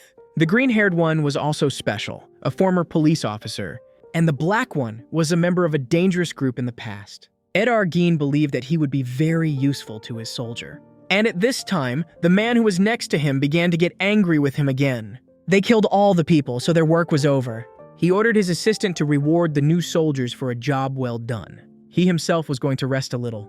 The man wanted to help him and find out if his help was needed, but the bandit refused him and forbade him to go with him. In fact, he wanted to get new assignments from him to prove that he could be useful. But instead, he sent him with Garia to carry out the same task. This again made him very angry. When the bandit returned, he saw that the bodies of the people were arranged in an unusual way. So a name was made of them. Therefore, he wondered who had thought of this. As it turned out, it was Yoji, who found it very interesting.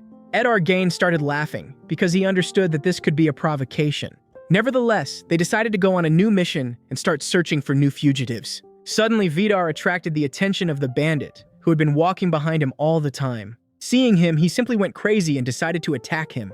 The chief turned to see what was really happening and why the man started screaming and ordering him to stop. As it turned out, he hit Vidar with all his strength. Everyone began to closely monitor what was happening. As it turned out, he was angry that the newcomer dared to walk in front of him. He continued to beat him and shout because he was annoyed that Vidar did not respond. It seemed that he was not even in pain because he did not react at all, but suddenly his patience came to an end. He grabbed his hand, but the bandit did not believe that he would dare to hit him. But Vidar looked him straight in the eyes and seemed ready to kill him. Vidar understood that this was a good opportunity to get rid of this idiot, but at the same time, he could have other enemies. Therefore, he understood very well that he would be responsible for his own actions. But at this time, the bandit understood that the man was very strong and could easily break his arm. He continued to hold him, so the bandit wanted to get a weapon, but Vidar saw everything. Still, he decided to let him go. He promised to be careful and not repeat his mistakes again. Now the bandit could go ahead, but he remembered that next time, he might be much less lucky. Ed Arguin said that it was very sad because he thought that one of them would die today. Hearing this, the bandit understood that this was his chance to prove his loyalty. So, he was going to get a weapon and was going to attack the man in order to kill him. But suddenly he stopped. There was a sword near his neck. Ed Arguin predicted his actions and warned that he would kill him with his own hands if he dared to do it. He understood that in fact the bandit was a coward, and this should have been done earlier, not now. Now it would have become a shame for him. After all, the leader expected much more from him than the usual killing of a novice. And nevertheless, he did not want to exchange him for an ordinary novice. Therefore, he ordered to put away the sword and not to do anything stupid. Hearing this, he was happy because he realized that in fact, he was more important. He would be able to get his sword again when the opportunity arose. His main flaw was his speed because he could never finish a task. And he warned him that he had no chance of making a mistake anymore. Vidar listened carefully to their conversation and watched what was happening. Meanwhile, the men entered the mother's territory. They did not understand who she was and why everyone was so afraid of her. Therefore, the couriers tried to explain why she was worth fearing and being wary of. Therefore, he began to speak. As it was known, there were 6 leaders on the island who were independent of each other. The Horde King and his mercenary were loners who had extraordinary strength and were vagabonds. Each had their own forces in their own territory, which they kept under control. Therefore, newcomers were not even allowed to approach them, because without mines, they would simply be destroyed. Mom was one of those who ruled Hell and was at the top of all leaders. And this sign on the tree that they saw meant her territory. No one except Mom herself knew who she was and where she came from on this island. But among her army, which consisted mainly of women, there were really very dangerous people. They were the ones who ruled the northern part of the island and kept everything in that area under their own control. Her lands were places where men could not safely enter, because they would face certain death. There was a legend about 5 men who from time to time dared to enter her territory. And one day, she personally found them all and was able to chop them to pieces for what they dared to do. These rumors quickly spread, and from that time on, no man dared to enter her lands. Now, this continued to happen with even greater force because her daughters continued to hunt. And until now, there were special rules and no man was allowed to go to her territory. This simply needs to be remembered, because their lives depend on it. In addition, there were rumors that guards constantly patrolled its borders, watching for those who wanted to enter. This was done in order to consolidate its power and prevent enemies from penetrating inside. Therefore, even couriers never dared to enter its lands. The fact is, it was supposed to be the territory of another powerful leader, and this was the path they were going to take. Why did the territory not have a clear border? Therefore, it was much safer to move there. But the stones near which they stood were considered the beginning of his territory. His lands were located in the south and occupied a huge part of the island. There was a legend that he tried to implement his incredible plan. After that, several of his loyal servants betrayed him and left him, staging a coup. He was the most dangerous and powerful man on the island. Therefore, they could move freely through his lands, unlike their mother's territory. But this did not calm the men at all, because they recognized that all the prisoners who arrived with them were most likely dead. But the couriers reported that today was a special day for the newcomers. The man did not believe his words much, but he had no other choice. Now, he talked about the territories of another leader, which were located in the west. His possessions were the smallest, but his army was very strong. Before that, he ruled the entire island. But after losing the war, he received a very small territory. His soldiers had a special camouflage, which consisted of 4 parts. It was practically impossible to meet them outside their territory, which was quite small. Listening to him, the main character realized that he had seen a girl from his army. Now he was going to tell about Edar Geen. This was exactly the man who needed to be avoided by all possible means. He changed his signs very often, so his soldiers were practically impossible to recognize. He must have had enormous forces, but his territory had no clear border. The couriers were afraid of him, so they were ordered to avoid him by any means. He had a huge scar on his face and long black hair. As it turned out, he was exactly the one they had met before. Realizing what it was, the courier did not believe them. The men explained that they had seen him near the tower on the first day they arrived in Hell. The couriers could not believe that they had managed to stay alive after meeting him. And it surprised him very much, because no one had managed to do this before.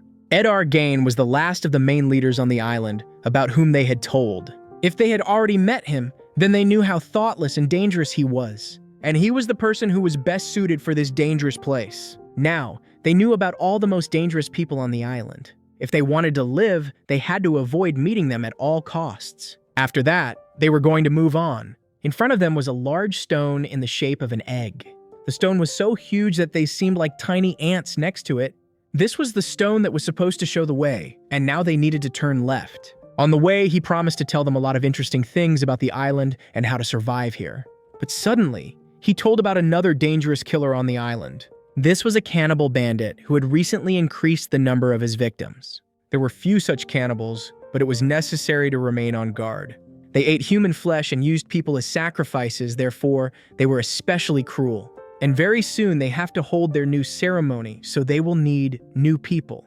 The hunt for them should begin soon. Suddenly the man stopped because he saw a familiar tattoo on the courier's body. He saw the same symbols on the corpses of the victims left by the bandits, and it seemed that he understood who these guys could really be. They were the heirs of a famous figure, about whom all the bandits could know.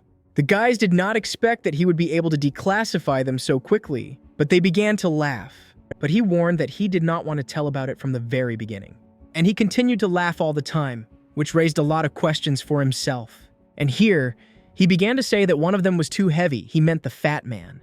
And when he was exposed, he would no longer want to carry him on his back. Suddenly, his comrades began to take out weapons. They tried to do it imperceptibly, so that others would not notice their actions. Now, the men began to doubt that they were being lured into a trap. And now, when they understood everything, they had to fight for their own survival. All the couriers took out knives and wanted to start a battle. They were armed and in fact not who they claimed to be. The bandits understood that they had fallen into a trap, and now they had no way to escape. They looked at the main character, who made them go with the guys, and convinced them that they could be trusted. It was a huge mistake, and it is not clear how it could all end. These people were one of the cannibals who were just now trying to find their new victim. Freddy Adu ordered the main character to step aside, because he did not want him to suffer as a result of the battle. Despite the fact that he had no weapon, he promised to kill them all and take revenge for the lie. The liars could not believe that they could cope with them all. But Freddy Adu was going to run away and came very close to them. The bandits were amazed by such bold behavior. But Freddy Adu accused them of being liars and cannibals who ate human flesh. Therefore, they had no right to live and had to be killed. He called them sick idiots who didn't deserve any chance at a normal life. He promised to do everything possible to kill them and not let them live. This angered the gang very much, and they were ready to kill him at that very moment. They started laughing again because they couldn't fully understand how he was going to fight against them all. But he wasn't going to hesitate and rushed into battle. He wasn't going to listen to the one who would soon be in his stomach anymore. He was about to strike and wanted to cut off his head. But Freddy Adu was not even going to back down and run away.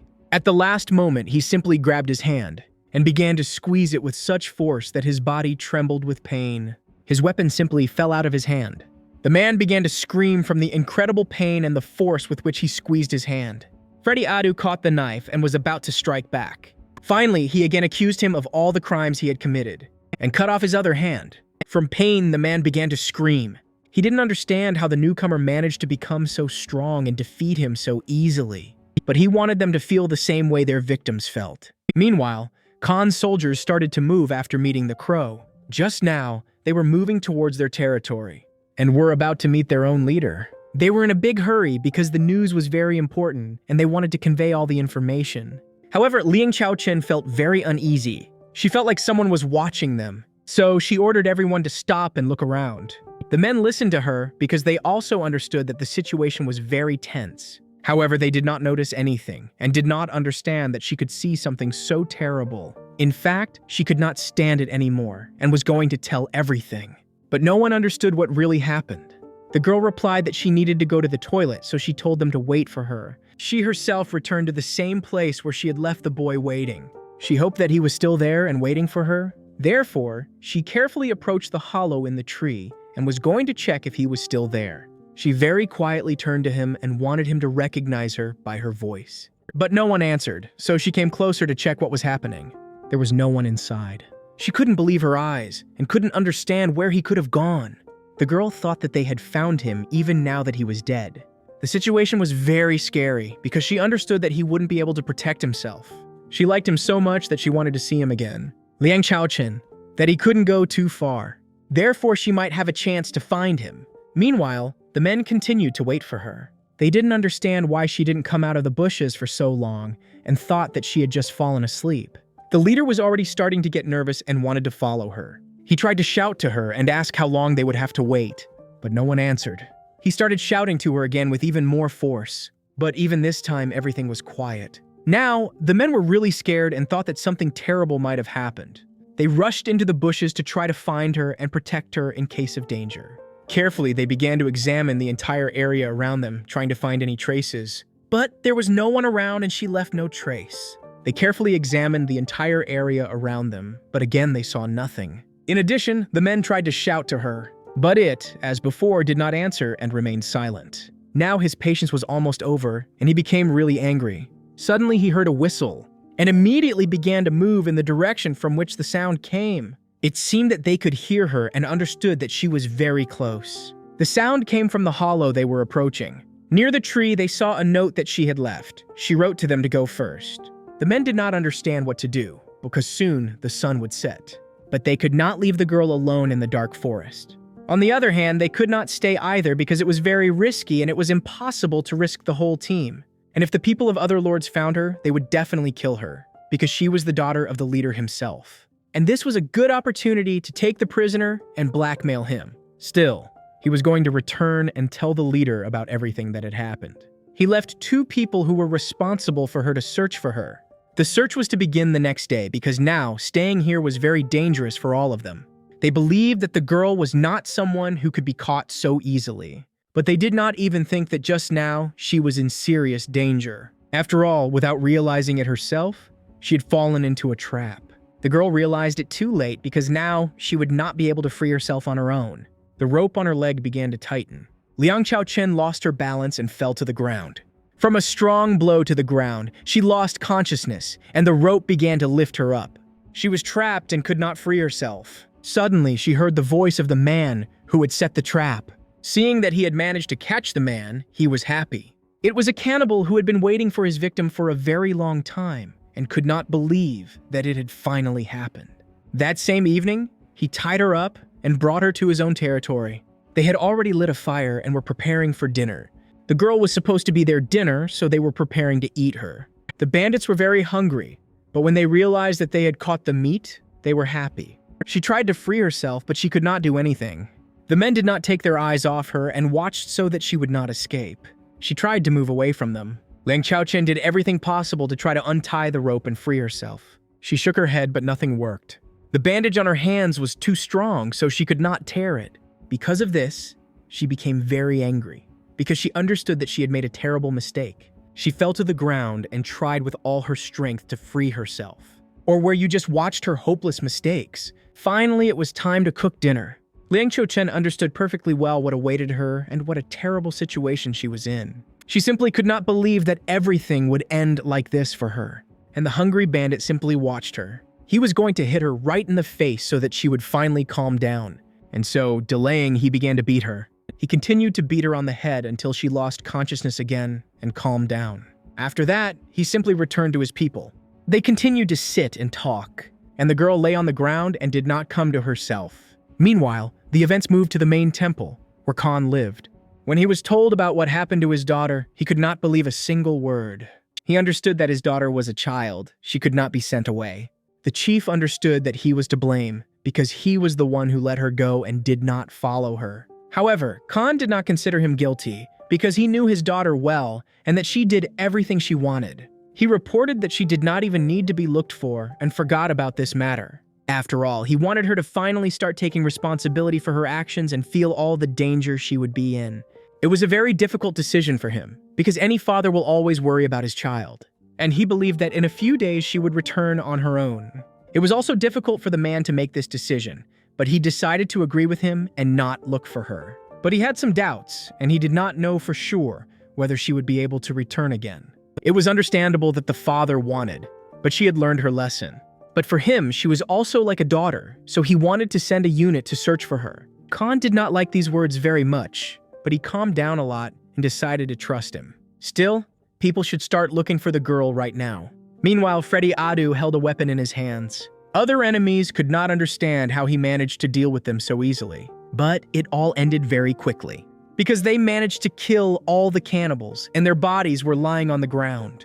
Then they decided to move on their own. At first, they wanted to talk to the main character who forced their lives and go with them. However, now, they had a much more important task, because they found themselves in an area that was completely unknown to them. They did not know in which direction they needed to move and how to get to Arthur Joe's lands. Seomin felt very bad. He understands his guilt and that he set them up again. They decided to go without him, but now that he didn't want to stay, he went with them. Meanwhile, the enemies were looking at Liang Chaochen and couldn't wait to finally cook her. She started to wake up and could already hear their conversation.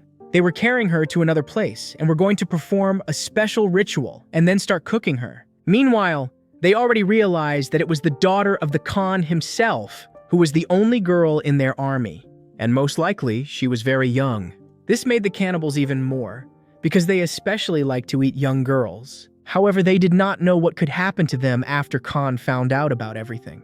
But they were going to do everything as quietly as possible so that no one would find out about it. It will be necessary to insert her bones so that her remains can come in, and guess what happened? The girl heard everything but did not dare to open her eyes so that they would understand that she had come to her senses. Meanwhile, the main character decided to rest and slept until the morning. The men understood that they had to move on, so they began to wake him up.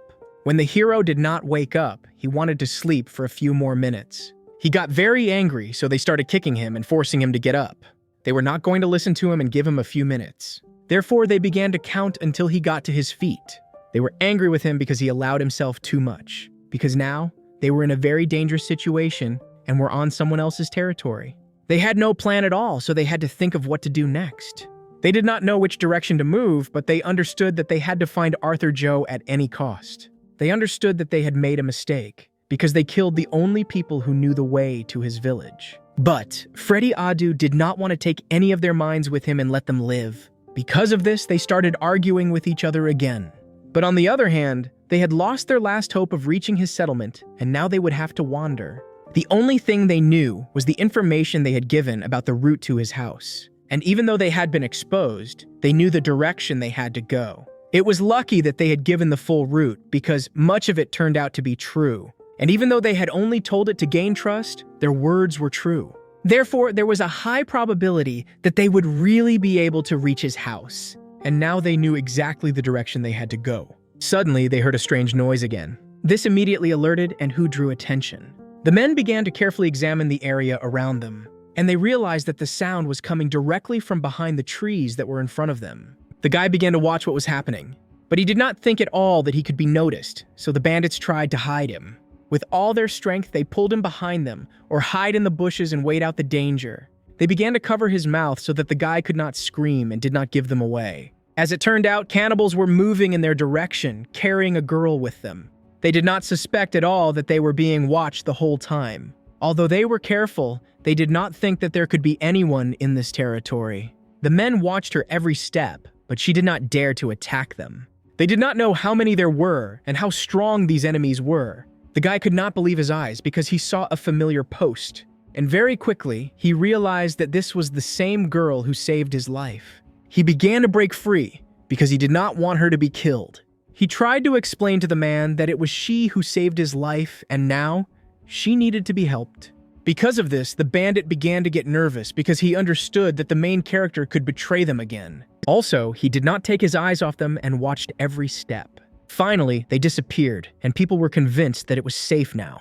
They left their own shelter and tried to find out what had happened to the hero and what had made him so nervous. Seomin understood his guilt and began to apologize for his behavior. He was sure that she was the same one. And he said that it was thanks to her that he remained alive and was now with them. Freddy Adu did not understand what he was hinting at. But the guy tried to explain that they had to save her. For these words, he received a strong slap in the face. The men hit him because his idea looked very ridiculous, because he was not going to do anything to save her and thought that the men would start helping him again. Freddy Adu did not owe her anything. Therefore, he did not have to do anything for her. And he did not care if she died, because he had never even seen her in his life. However, the main character had no opportunity to help her, and he could have done it, so he would have done it long ago. His words again made the man very angry, and he was again ready to hit him for the fact that he was only looking for an excuse. Besides, he was still angry with him because he was the one who got them into trouble. Freddy Adu couldn't believe that the guy was still so weak, and he couldn't let him continue to behave like that. But still, he didn't want to get into even more trouble than saving some girl. He was about to leave, but suddenly another man came up to him. Jay Koba was just looking at him. He understood that the guy really didn't have the strength to save her. He himself didn't see any prospects for that, or risking his life for the girl. Therefore, he wanted the main character to understand that nothing depended on him here, and he really could not do anything. He just needed to turn around and pretend that he did not see anything. Seo-min understood that the situation was very difficult. He was scared, but he understood that he was really weak. Therefore, he still decided to leave and leave her to die. This decision was very difficult for him, but he could not forgive himself for this. The thought of this would torment him for the rest of his life. Freddy Adu admitted that he was in pain, but as before, he was not going to help him again. He remembered his childhood and the day when he dreamed of becoming a police officer. Back then, he thought he was cool and very strong, and thought he could protect people from bad guys. But even then, he was weak. However, the thought of becoming a police officer haunted him. His lifelong dream was to protect the weak and help people who really needed help. It was a shame that he didn't become strong enough to protect anyone. When he realized this, he abandoned his dream and returned to his regular job. But he remembered meeting her and how she looked at him and that it could happen at any moment. However, she didn't do it and gave him a chance at life. Still, he decided to return and risk his own life for her, so he felt that he was the one who had to do it. The men could not believe their eyes. They understood that he was going to certain death, but they could not let him go so easily. Therefore, they began to run after him. Jay Koba understood that now, a fight could not be avoided. Meanwhile, Khan's people began to search for her. They returned to the place where they lost her and tried to find any traces. But nothing worked and she saw nothing.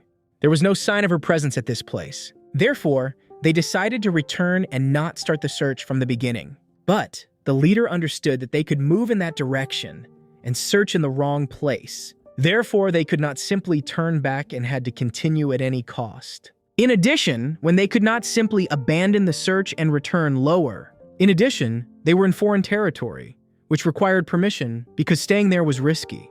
The soldiers were tired but decided to continue. As before, they found nothing at all and did not know in which direction they should move. The man climbed a tall tree to survey the area around him, but he did not notice any traces of the girl's presence. Therefore, he decided to turn back. Everything was clean and there were no traces of the battle around. Now they realized that they needed to change the search area and try to search in a completely different place. Therefore, they decided to go to another place and start searching there. Meanwhile, Freddy Adu caught up with the main character and tried to stop him. He began to pull him back so that the enemies would not hear them. He threw him to the ground and was ready to continue with his own hands for what he had done. After all, it was because of him that they always got into trouble and risked their lives. The main character showed the direction in which the bandits were moving, but Freddy Adu could not believe that he was really ready to run after her and risk his life. But in fact, he was ready to do it, despite the danger. Freddy Adu did not want to go with him until the last. When he realized that the guy would not run away, he decided to let him go. They did not know for sure whether she was still alive, but the guy assured that he definitely saw and knew that she was not dead, because he noticed how she shook her head and knew that in fact she was just waking up.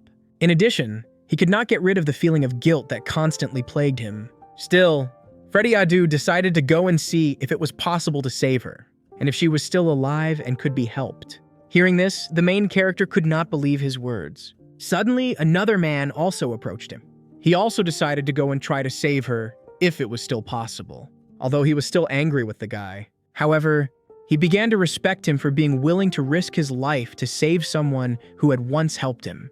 They were going to continue their journey again after saving her. Now they began to carefully examine the area, trying to understand in which direction they were moving. They examined the tracks and looked for evidence of their movement. But suddenly, Freddy Adu something that struck him very much. In front of him, he saw real cannibals, and right now, they were eating pieces of human flesh. They cut people into small pieces, costing their meat to taste. But the first piece was not at all tasty, and not the one they liked. In order for the meat to be tasty, they forced their slaves to work and play sports. And this batch of slaves that they were going to eat was not at all tasty. Their chief heard the screams and returned to check what really happened. He understood that these people were what they had left, so they were somehow much worse. The newcomers they had caught the day before were scared to death. Now they understood what the real situation was and what awaited them all. From fear, all the people began to tremble and waited for their death.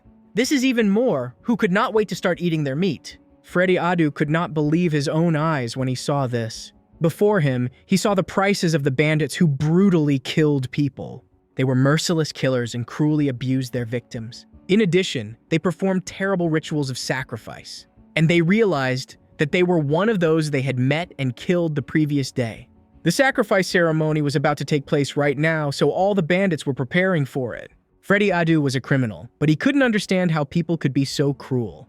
He had never seen this with his own eyes before, and this really annoyed them. The main character felt that he was very scared, but he tried to hold on. The bandits started laughing at him and thought that everything was fine with him. There were a lot of enemies, so in order to free the girl, a special plan was needed. They couldn't just break in and kill them all because it was impossible. But everything had to be done very quickly so that the girl would not die at all. They had nothing left to do but try to save her right now. But suddenly, they noticed that other bandits were behind them. They heard them and crept up from behind, which none of them expected at all. In front of them was a tall and strong man, but this didn't scare anyone except the main character. Now they realized that they were exposed, and they didn't have time to come up with any plan. Freddy Adu ordered the guy to sit down, and he himself dealt a strong blow right to the head of the gang U. So he didn't expect such a turn of events at all. And this was followed by a second blow, which was much stronger than the previous one. His jaw and teeth were broken. But that's not all, because the man wanted to make sure that he would no longer pose a threat to them. Therefore, he continued to beat him until he completely lost any signs of life. It was all over and his blood was on the ground. His body was lying on the ground and he was unconscious. Freddy Adu brutally killed him.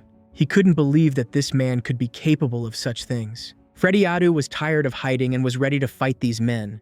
Jacoba understood that it was risky, but he had no other choice. He understood that it made no sense and it was better to prepare. But they could not delay and risk the lives of innocent people. The main character was also supposed to participate. The men were going to explain to him what needed to be done to help them. When everything was ready, they began to carry out their plan. The main character was collecting stones and was supposed to attract the attention of the bandits. They carefully explained to him what needed to be done. It was necessary to save the girl or enter the battle at night, because then there was a greater chance of remaining unnoticed. But they did not know exactly how many enemies were near them. Therefore, to begin with, it was necessary to somehow provoke them and attract their attention. Therefore, his task was to attract as much attention as possible to himself and lure the bandits out.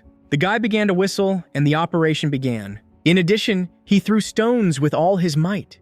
He tried to hit one of them so that they would notice him and pay attention. The first stone started flying straight to the target, and it hit the wood, creating a lot of noise. After that, he started shouting and calling names to the men, and they noticed him immediately because he was just a few meters away from them. No one could understand what was really happening and how such a small boy dared to challenge them. He continued shouting and tried to provoke as many people as possible.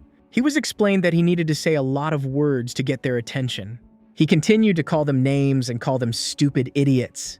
Now he started calling names to their main leader and the god to whom they sacrificed. For them, this was a special topic, so they killed anyone who dared to offend their great god. Therefore, they were not going to let the boy go and let him just go. Immediately, they rushed to the attack and tried to kill him.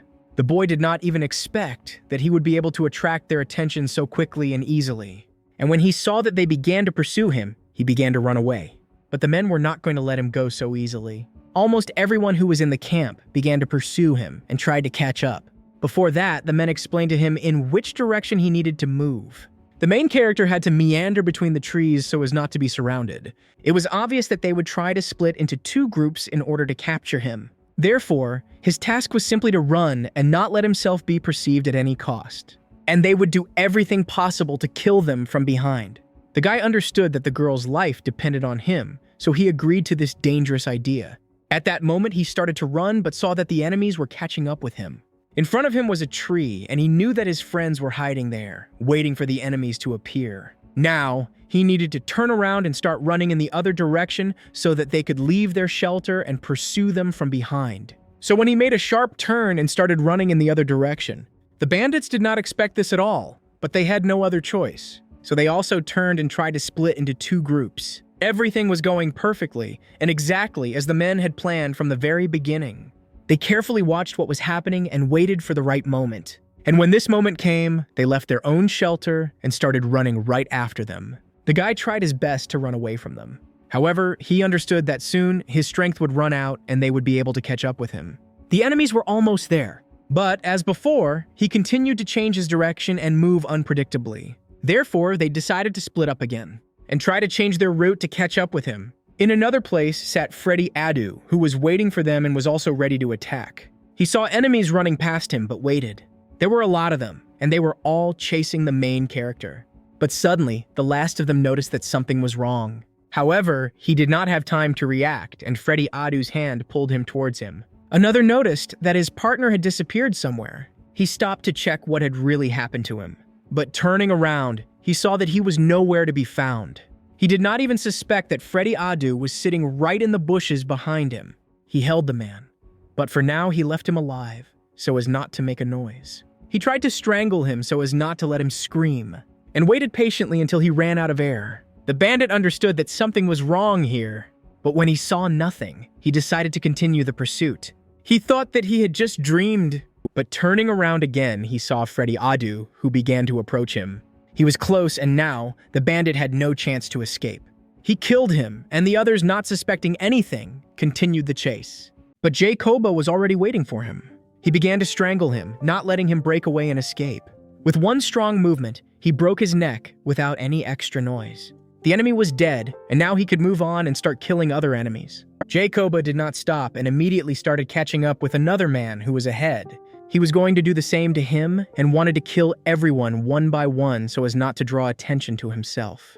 He rushed at him from behind just at the moment when the enemy did not expect it, and dealt a strong blow that the enemy fell to the ground dead. The other noticed this and realized that they had fallen into a trap, but it was too late because his friends could not be saved. He began to scream, trying to warn others that the enemies had surrounded them, but no one could believe his words. He pointed to the body of the dead man and said that they had been ambushed, and there were a lot of enemies. They were exposed, and at that moment, Jacoba was preparing to attack. The bandits tried to warn him that the danger was behind him, but it was too late. With all his strength, Jacoba hit him right in the face. After the enemy was on the ground, he delivered a strong kick to finish him off. His next victim was dead again, like all the others. But it wasn't the end, because he had many other enemies to deal with. But they were all so scared that they didn't dare to fight him. Finally, they realized that they had made a big mistake and ordered everyone to kill Jacoba. At that moment, they rushed to the attack. The fight was unfair because he had to fight 3 opponents. However, he was ready to accept this challenge and was going to kill them one by one. It was necessary to try very hard because he didn't have much time and had to chase the others. Therefore, he prepared to repel the attack of the first one who approached him. His strong sword blow was blocked. After that, he grabbed his arm, and with one strong blow, he broke it. It was so painful that the enemy started screaming. He immediately became very helpless and could no longer continue fighting due to the pain and injury. Meanwhile, another enemy was about to attack him from behind. Jacoba was ready for this and managed to get ahead of him. With all his strength, he pushed the man who was right in front of him. The enemies were on the ground, and this allowed him to be alone with the enemy. He had a little time to kill him before the others joined in or made him do it. Taking advantage of the moment, he kneed him with all his strength right in the head. He broke his jaw and knocked out his teeth. The bandit lost consciousness from the strong blow and fell to the ground. But to make sure that this was the end, he struck him again with a strong blow and smashed his face. The other men realized that they were wasting time and tried to get up. The bandit with a broken arm could not move because the severe pain did not allow him to do so. The other lay directly under him and could not free himself. At this time, Jacoba stood in front of him and watched his pathetic attempts to free himself. Now the bandit realized that he was finished. Meanwhile, the pursuit continued. The bandits realized that they had underestimated Seo Min from the very beginning. After all, in fact, he was much faster than they expected. But now, they managed to drive him into a dead end from which he could not escape. The bandit wanted to skin him and kill him in the most brutal way. He wanted the guy to ask him for forgiveness for what he said before he died. But Seo Min was not going to do this and did not regret his words. This made him even more angry. As soon as he was about to strike, he himself suffered from a strong attack by a man who managed to get close to him. The people who witnessed this could not believe their own eyes. They did not know how they managed to surround them and kill almost all the soldiers. After all, their leader was dead and it was impossible to save him. He fell to the ground and blood began to flow from his wound. Freddy Adu himself came out of the bushes and killed him. And now, he was ready to do everything possible to kill everyone else. Now they were not as brave as before, and were already afraid of the enemy, who was moving directly towards them. And Freddy Adu was sure that he could defeat and kill everyone who dared to approach him. He especially hated such people who bullied others. Seeing him, the main character was happy because he realized that he had been saved. He wanted to help fight, but the man told him not to interfere. But the hero grabbed a knife and was ready to fight, even though the enemies were much stronger. He looked them straight in the eye and was not afraid. But it didn't help him because Freddy Adu insisted on his own. He didn't let him get close because he was considered too weak for such a battle. And he believed that the guy could only create problems with his presence. He ordered him to just watch what was happening. The guy became sad because he wanted to help him and start fighting the enemies. Suddenly, the bandits started laughing when they saw them. They didn't believe he had enough strength to defeat them. Besides, there was an army of them and they outnumbered him. However, they didn't even suspect how strong he was standing in front of them. At that moment, Jacoba appeared and struck the first blow at one of them. This was exactly what no one expected, because they didn't know there was someone else. Jacoba started kicking the bandit to death, not letting him get up. He did this until he stopped interfering altogether. Now they surrounded the cannibals on both sides and were ready to fight them. There were 2 of them, but even that didn't scare the enemies. Despite the losses they suffered in the battle, they still underestimated them and didn't consider them a serious threat to themselves. With their words, they angered the hero even more. They were seriously determined to kill each of them without a chance of salvation. No one dared to strike, but because of their words, the bandits only got angrier. Suddenly, one of them shouted. He ordered everyone to start the attack and kill everyone who dared to stand in their way. The battle began and the man with red hair tried to strike. However, Freddy Adu was ready to meet him and fight back. Two people rushed at Jacoba at once, but he was not afraid and was not even going to give up. Freddy Adu grabbed his opponent. He put a knife to his neck and was going to stab him. And the main character simply watched everything that was happening. Suddenly, he saw something that scared him very much. After all, just at that moment, the enemy managed to get behind Freddy Adu and was going to strike. He understood that everything could end very tragically and something had to be done. Therefore, he left his shelter and ran to meet him, risking his own life. He stood in his way and actually saved the life of Freddy Adu, who did not even suspect anything. The bandit got angry and was ready to kill him. And, at that very moment, he was going to deliver a strong blow that would destroy the guy. Seomin understood that the risk was too high. After all, he would never be able to defeat such a strong enemy. But, suddenly, at that moment, Freddy Adu appeared, who saved his life and delivered a strong blow that knocked the enemy off his feet. The bandit was on the ground and began to bleed.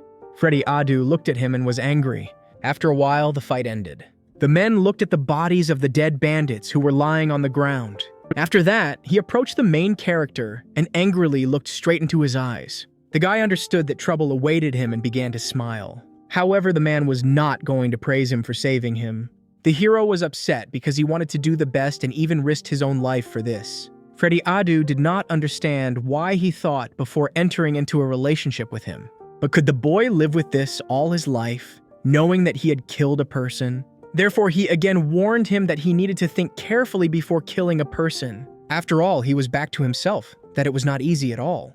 But still, he thanked him for the fact that the guy saved his life. And now, it was necessary to save the girl who had once saved him. It was impossible to relax because there were many enemies ahead who remained in the camp. Despite this, after a while they were all dead. The bandits calmly dealt with them because they were ordinary workers who were not so strong. Once inside the camp, they began to look for prisoners. Seeing her, the boy started screaming. The girl was lying on the ground and was unconscious. He tried to shout to her and wanted to bring her to her senses. Liang Xiaochen, hearing his voice, began to come to her senses. But for a while, she could not see anything and could not understand where she really was. Only after a while, she saw Seomin in front of her and could not believe her own eyes. Liang Xiaochen was even scared and therefore quickly started to get to her feet. She was very angry and was ready to kill him. The guy did not understand this and tried to free her and wanted to remove the bandage. And as soon as he did that, she started yelling at him for not waiting for her and leaving his hiding place. When she calmed down, she asked if he was okay and if he was injured. She was still angry, but she checked his arms and legs to make sure he was okay. She wanted to make sure he wasn't injured. Seomin smiled. He was very pleased that she was so worried about him. And then he replied that he had come to save her and help. Suddenly, Freddy Adu approached him, who rudely replied that they needed to hurry. It seemed that he was very angry with the guy because you were wasting a lot of time. When she saw them, the girl started screaming and tried to convince him that in reality, they were bad people and it was a trap. She believed that they wanted to capture him and kill him when they had the chance. She started to rebel against Freddy Adu and tried to protect the guy and do everything so that they wouldn't touch him. Freddy Adu couldn't understand what was happening. Jacoba was also very surprised by her behavior. Liang Xiaochen kept looking at the men and tried to free herself. Seomin was shocked by her behavior and couldn't understand what was happening. And in order to calm her down, he replied that they were his friends and had come with him. The events moved to a Buddhist statue where a man was sitting on the ground and praying. Suddenly, he felt that someone had come to him, but he did not dare to turn back. As it turned out, it was the same mercenary. But the man was performing a sacred ritual that was supposed to free him from evil forces and the sins he had committed in his life. He was going to make a smelter and pay for his crimes that he had committed during his life. However, he knew the mercenary whom they had met before. They looked at each other with a very serious look. And finally, the old peacemaker began to smile. All his life, the old man had been trying to reconcile people who were at war. He had tried to stop wars, but lately he had been doing absolutely nothing. It seemed that he knew very well why the man had come to him, and at this thought he began to smile. He had seen him when he was a very small boy. However, now he had grown up and was not at all the same as before. But that was too long ago, and now times were completely different. In addition, his character had also changed a lot. It was because of this man who was his teacher that he became so serious and strong. However, he used to enjoy life and was very cheerful and happy. The teacher knew that he was his best student and would replace him. but it seemed that he was not at all happy about it. On the contrary, the old man was very serious and seemed even sad. But it was quite logical, because the boy was the strongest of his peers and always surpassed them in strength. He simply did not want to watch his beloved student suffer. So being in his place was a huge problem and a wound that would always hurt. And even when he is no longer a teacher, I won't be able to live peacefully, and that's it. The peacemaker asked why the man had come to him at this particular time. Perhaps it was because of his sins, and now the higher powers themselves had sent a man to replace him. But the teacher knew about this meeting even earlier, and himself facilitated it. Now the man asked why he had done this and what he really needed from him. But the mercenary did not answer, remained silent. He was not afraid of the power that the teacher still had and that he could attack him. However, he understood that the teacher was afraid of him and understood how strong he had become in recent years. After all, before he had attacked and killed anyone who came in front of him. Smiling, the teacher decided to prove to him that he was still a serious opponent. And a huge snake appeared before him, which was his most secret technique. But this was not the peak of his power at all, because this monster was the smallest of those he could summon. He was not going to take part in this anymore and did not want war. He was tired of fighting and wanted to rest. After that, he offered him to go with him. First, he wanted to talk, and only then finish what had begun many years ago. The man understood that it would take a lot of time, but he had no other choice. The old man wanted to know what had led him to the island and forced him to find it. He prepared for the meeting with him and prepared food. But it was too little, because recently he had traveled a lot and did not have his own home. The guy heard that terrible things were said about him. There were rumors that the old man had gone crazy, and now he was not at all the same as before. He no longer participated in wars and did not want to fight anyone. Now he had turned into a real hypocrite, because he was completely satisfied with what was happening on the island. But the man understood that he had shed a lot of blood and now he wanted to stop somehow. However, he did not understand that he had changed and believed that he had simply found his true self. The mercenary couldn't listen to this anymore. He couldn't stand it and hit the table. Meanwhile, the girl wanted to go to her territory. She just wanted to meet her own father and talk to him, but she couldn't convince the bandits. They didn't want to listen to her and go with her. After all, it was too far, and they had a completely different plan and were moving in a different direction. Jacoba didn't like how she behaved with them because she allowed herself to insult them and call them names. Moreover, she wasn't grateful to them for saving her and didn't take it seriously. However, Seo Min was tired of their quarrels and decided to intervene in the conversation. He wanted to reconcile and said that they shouldn't have quarreled.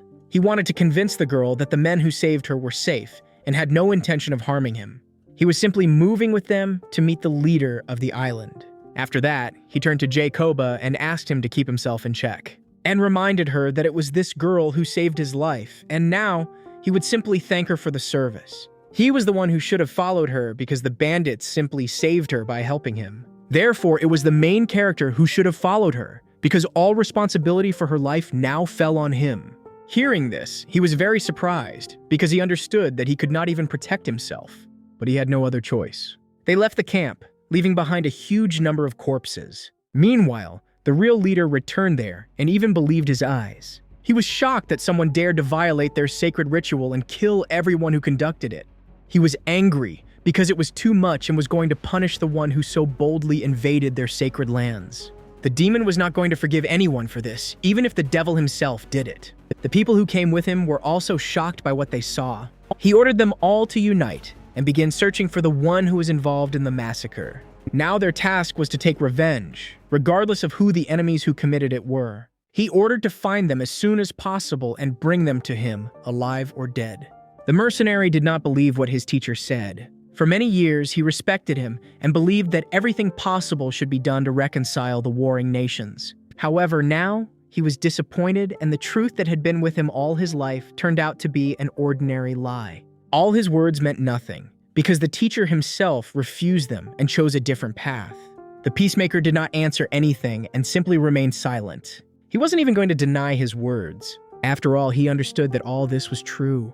At this, their conversation was over, and the man didn't want to talk to him anymore. But the old man thought that he was just scared. At that moment, he did not understand what he really meant. The old man understood that he had not just come to him and most likely wanted to hear or learn something. And he understood that the answer to his question might not be what he expected. This could scare him, and suddenly the mercenary began to get angry. He could not believe that his teacher accused him of being afraid. He was like a child who always belonged to this teacher and his opinion. After all his life he depended only on him and tried to do everything not to disappoint him. He became his student because in childhood no one respected him and they mocked him. He was always on the sidelines and his peers did not accept him. His mind and body seemed to be torn into small pieces. The teacher had no choice but to leave him because the boy had repeatedly proven that he was the best and strongest among all the others. He endured and trained every day so as not to disappoint him and not to give him a lift. But now he understood that his teacher was right. Despite all the anger and strength that he now had, the man admitted that he was actually very scared. He was afraid that they would be disappointed in their mentor even more, and this anger would take over him. And he was afraid that they would not hold back and would want to take revenge on his teacher for not continuing the business he had lived his whole life by. And suddenly, after these words, a heavy downpour began. Now he tried to remain calm and not get angry, but the teacher pretended that he was not afraid at all. He did not want the man to manipulate him and make him afraid, but he could not do it any other way because this was his first teacher whom he truly loved. He was no longer going to look for another mentor. After all, he understood that he was the disciple of a traitor, and no one would want to have anything to do with him. Also, he understood that he had made a huge mistake, because without realizing it, he became very attached to the man who turned out to be a traitor. Realizing that this was their last meeting, the old man prepared a gift for him and knew that the boy would keep it in his heart for many years. And most likely, he had never seen anything more terrible than this gift. The man understood that at this moment, something terrible was about to happen. The rain began to fall even harder, and at this very moment the teacher rushed at him, trying to strike. The downpour continued with even greater force. He managed to dodge the first blow and stay alive. Another one also passed by him and did not touch him. He dodged every blow and remained whole and unharmed. But he was not going to attack him in return. The old man understood that his usual blows did not make any sense, but he could control the environment, so he was just going to use this power right now. He was going to use raindrops as a weapon, and he wanted to use them to advise the boy. She hit him in the eyes, so he had to turn away. Taking advantage of this, the old man approached him and tried to strike him hard. The claws were so close to his face that it seemed that this was the end. Meanwhile, perhaps it continued. Nevertheless, he managed to wound the boy and his blood appeared on the ground. The wound was shallow, but the wound bled profusely. For a short time, the man stopped and looked straight at his student. Blood flowed heavily down his hand and dripped onto the ground. As it turned out, the mercenary had also wounded him, and the old man's wound was much stronger and more deadly. He remembered the words of the Horde King, who forced him to go out into the world and renounce his faith, because there was no longer God in his heart. There was only suffering in his heart, and there was no longer any place for anything holy. The king warned him that he would never be able to become a saint, no matter how hard he tried and how many rituals he performed. Now, he would always be a prisoner of his own sins and would never be able to free his soul. He suggested that he go on a journey to Ostrom and try to make new acquaintances and find allies among people. However, the teacher understood that this could be very dangerous. After all, new acquaintances meant even greater pain for him. The king understood that he was wrong. After all, the man did not even try to find peace and free himself from everything he had done. Now, the old man understood that this moment could become the most responsible in his life. After all, at this moment, everything was decided. Despite the fact that his wound was deep, he was not going to retreat.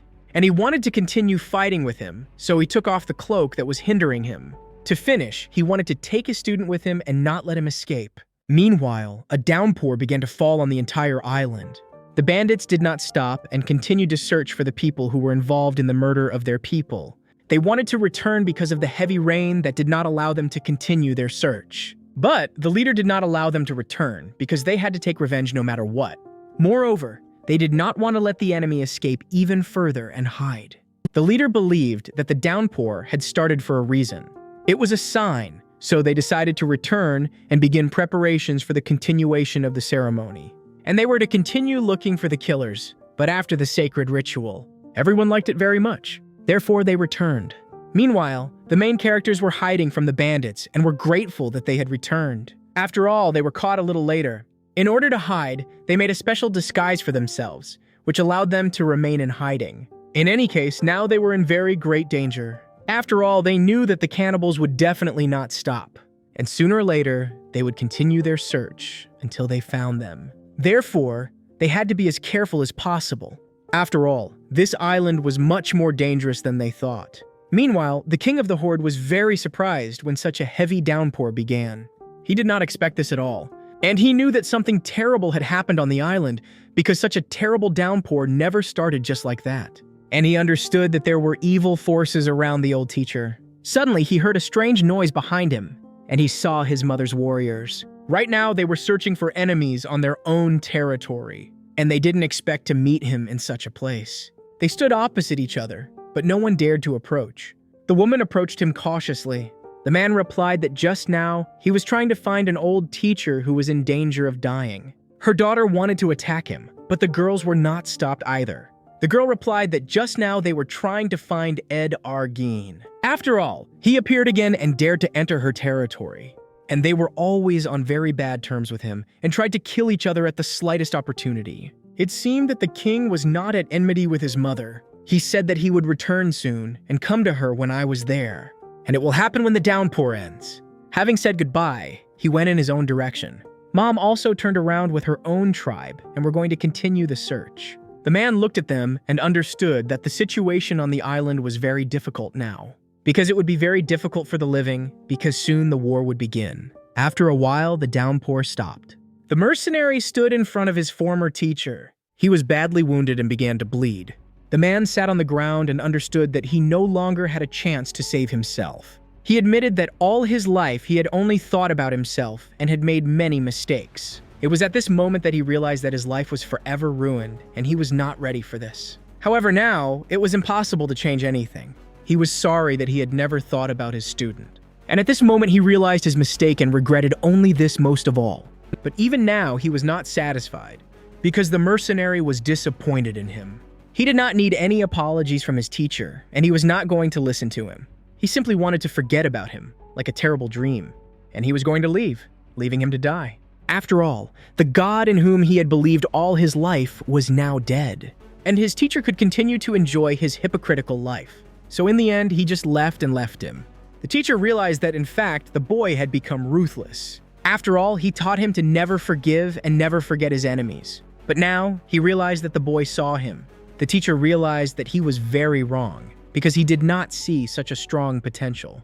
Although from the very beginning, he was like all other ordinary children. Training was very difficult for him, and he made many mistakes. But he tried and tried to become better. For him, he was able to become a real father for whom he tried his best. In childhood, he was a very joyful and happy child. And that was exactly what he liked very much, because he had the hope that the boy would become invincible and the strongest. He thanked the boy for becoming a very kind and at the same time, incredibly strong person, and that he knew how to forgive. The mercenary decided to stop by the tree. His wounds were severe and he understood that he needed to rest. Therefore, he remained sitting by the tree on the ground. Suddenly, he felt that someone was approaching him. Looking in the direction of the stranger, he realized that he was not mistaken. After all, it was the king himself, and he knew that soon he would appear. He stood right in front of him and looked at his pitiful state. The boy understood who was in front of him, but why did this man decide to appear right now, and how did he find out about what had happened? Now the king saw him and could not believe his own eyes. He had heard a lot about the teacher and knew that he was the special boy he was proud of. Seeing him, he thought, after all, the boy made an unpleasant impression on him and turned out to be not what he had thought from the very beginning. The mercenary explained to him that he and the teacher were not relatives and were in no way related by blood. However, the king did not agree with him because they were bound by a much greater bond. Their hearts were bound because in their hearts they had a common goal and counted on each other. He asked how their meeting was and how everything went. He looked at him carefully and saw the wounds on his body. The king asked if the teacher was still alive. The boy told him that the teacher he knew was dead. The king knew that this could calm him down, because with age, it was very difficult to find people to whom one could truly open up. He thanked the mercenary for allowing him to stay alive, because he had not seen him for a long time and wanted to meet. But when he was about to leave, suddenly, the boy stopped him. He replied that he was very sorry, but today the king must die. As it turned out, the king knew about this and knew about his appearance even before he saw him. And now, in front of him, he saw a boy who wanted to kill him. And he was determined and did not want to retreat, even despite his wounds. The king did not want to fight him right now because he had other things to do. It was impossible to escape from the island, and this was a guarantee that their meeting would not take place. And besides, he wanted to give the man time to prepare, because now he was not in the best shape. The king understood that the teacher used all his strength. Even this did not help him stop him. And this meant that the boy was really very strong. In addition, he assured that he had a reason to live. He took into account the fact that he was wounded and a former student of his friend, so today he decided to let him go. The boy began to tremble and became very angry. But he understood that the king was telling the truth, and he needed time to recover and kill him for sure. Therefore, they decided to meet again in a month. He promised that he would return in a month, and then the king would not be able to escape. After thanking him, the old man was about to leave. And he promised that he would keep his word and they would be able to meet again. Finally, he asked if the teacher had given him anything. However, the boy did not understand what he meant. Then the king replied that this was not the end, and soon he should receive this gift. If he wanted to meet him again, he could ask for a meeting. After all, he had kept this gift for a very long time and had been preparing for this moment all his life. This raised a lot of questions in the boy. Meanwhile, the events moved deep into the forest. Mom, together with her girls, I am worried about the place where they were going. They could not find their enemies because they had lost their trail. While they were outside the forest, it was difficult to pursue them. But each of them had been waiting for this moment for a long time. They had one suspect from their group whom they considered a traitor. She denied her guilt, but received a blow.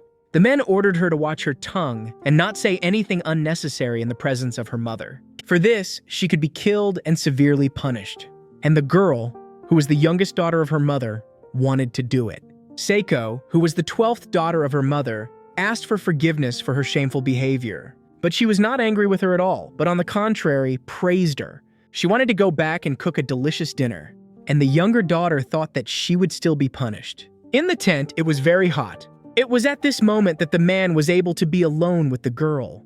He loved her like the last time. It was so hot that they sweated.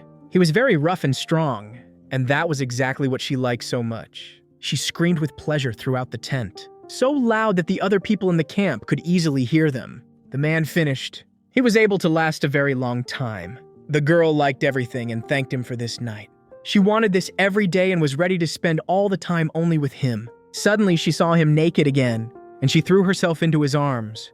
The man understood that this evening could really become unforgettable for them. And it all started from the very beginning. This time, he was even ruder to her and even beat her. But suddenly, he stopped. The girl thought that something was wrong, but he ordered her to get up. It seemed that he heard that someone had come to the tent, so he ordered her not to go out and to sit inside. He got dressed and was going to go out into the yard to check what had happened. She let him go, but she didn't want him to stay there because she wanted to continue. And he convinced her that he would be back soon and nothing bad would happen. But she understood that most likely this was not so. He opened the door and went outside. Outside, he saw people who began to approach him. It was Ed Arguin who greeted him. The man had not expected to see him so late, especially in such a place. He had come to him with his army. Now he understood what had really happened. Wang Lising stared at his enemy for a long time and couldn't understand how he managed to find out that he was working with Arthur Zhou. But Ed Arguin only smiled and said that nothing could be hidden from him. Wang Lixing realized that among his people there were traitors who had told everything about him and his plans. However, he couldn't even think that someone from his entourage was capable of such a thing. He tried to find out who it could be, and the first thing that came to his mind was a crow. Ed Arguin suddenly stopped smiling and became very serious because it didn't make any sense. The man tried to convince him that there were always various rumors on the island and this was not true. But he couldn't convince the evil man, who only smiled. Wang Lixing tried to deny his guilt again, but in any case, he didn't care, and he wasn't afraid of him or his gang. Ed Arguin smiled again and called him very nice. The man was angry because he considered him a bad dog who only did bad work. He wasn't even afraid to openly threaten him, and yet he decided to put an end to it. Ed Arguin invited Wang Lixing to join him. Together, they would be able to defeat the master of the island and take away all power from him. Hearing this, the man just sent him away and didn't agree to these conditions. They would never be able to kill Arthur Zhou, even if the whole island united against him. Wang Lixing kicked him out because he didn't want to deal with people like him. Ed Arguin didn't want to give up so easily, and when the man refused him, he promised to kill him. Suddenly, the door to his apartment opened. His wife, Lisa Rivera, came out. Wang Lixing was most afraid that the enemy would see her. Ed Arguin started laughing when he saw the woman, because he realized that she could be used to manipulate the man. Wang Lisheng was angry with her because she disobeyed him and decided to leave the apartment. However, she also wanted to protect her family from the enemy who had come to their territory on his own. She also understood that he was trying to lure the man to his side. If he doesn't join him, he will simply die. And she simply couldn't let that happen because she couldn't imagine her life without him. If they were to die today, she would want to do it with him. Wang Lisheng rushed to her and grabbed her shoulders because he didn't want her to suffer because of him. Watching this, the enemy began to mock. On the other hand, he understood that they had no choice because he wanted to beat them both. He turned to him again and decided to give him one last chance and offered to go with him. Only then did he promise that they would be able to stay alive. And if he refused, he promised to brutally kill him and his wife right in front of him, and promised to do it very cruelly and painfully. Wang Lisheng did not know what to do and was very afraid for his wife's life. Meanwhile, all the bandits were watching him. None of them took their eyes off him and waited for him to make his choice. Wang Lisheng lowered his head and was about to make the most difficult decision in his life. He asked again if there would be guarantees that no one would touch them. Ed Arguin was amazed at such audacity. He understood that the man was ready for this only for the sake of his wife, whom he wanted to protect, and he promised that he would not touch her. When Lisa Rivera realized that her husband had agreed, she could not believe it and started shouting at him. But he only calmly replied that he needed time to pack his things. Ed Arguin agreed to wait for him, because he had every right to do so. The man went into the house and silently began to pack his things. His wife tried to yell at him, but he did not answer. At this time, the bandits began to laugh at them. They could not calm down and teased the man and the woman. Lisa Rivera was angry, but she could not do anything. Wang Lisheng was ready to leave, and in a few minutes packed his things. He ordered her to run away from here and hide in some safe city, together with her parents. After all, he understood that sooner or later they would start looking for her and try to kill her. Finally, she decided to stop him. She said that if he left now, they would never see each other again, and would become strangers to each other. After all, if he sided with him, next time, they would be enemies and would no longer be able to see each other and be together. Therefore, she decided to offer him again to die together that day. Wang Lisheng could not believe it and hugged her tightly. He simply could not allow her to die for him and promised to be together, even being enemies. And he believed that even after everything that happened, they would be able to meet again. He believed that they would cope and be able to survive this. And sooner or later, the war would end and they would be able to be together again. Time was running out, so he understood that he had to leave. His wife began to cry because she understood that they were unlikely to ever see each other again. The bandits did not stop laughing at them. Suddenly, they heard someone's voice behind them. Immediately, they calmed down. One of them saw a man who approached him. With all his strength, Wang Lisheng struck a strong and powerful blow. He was so fast and powerful that the enemy did not even have time to react. He found himself lying on the ground with his head crushed and dead.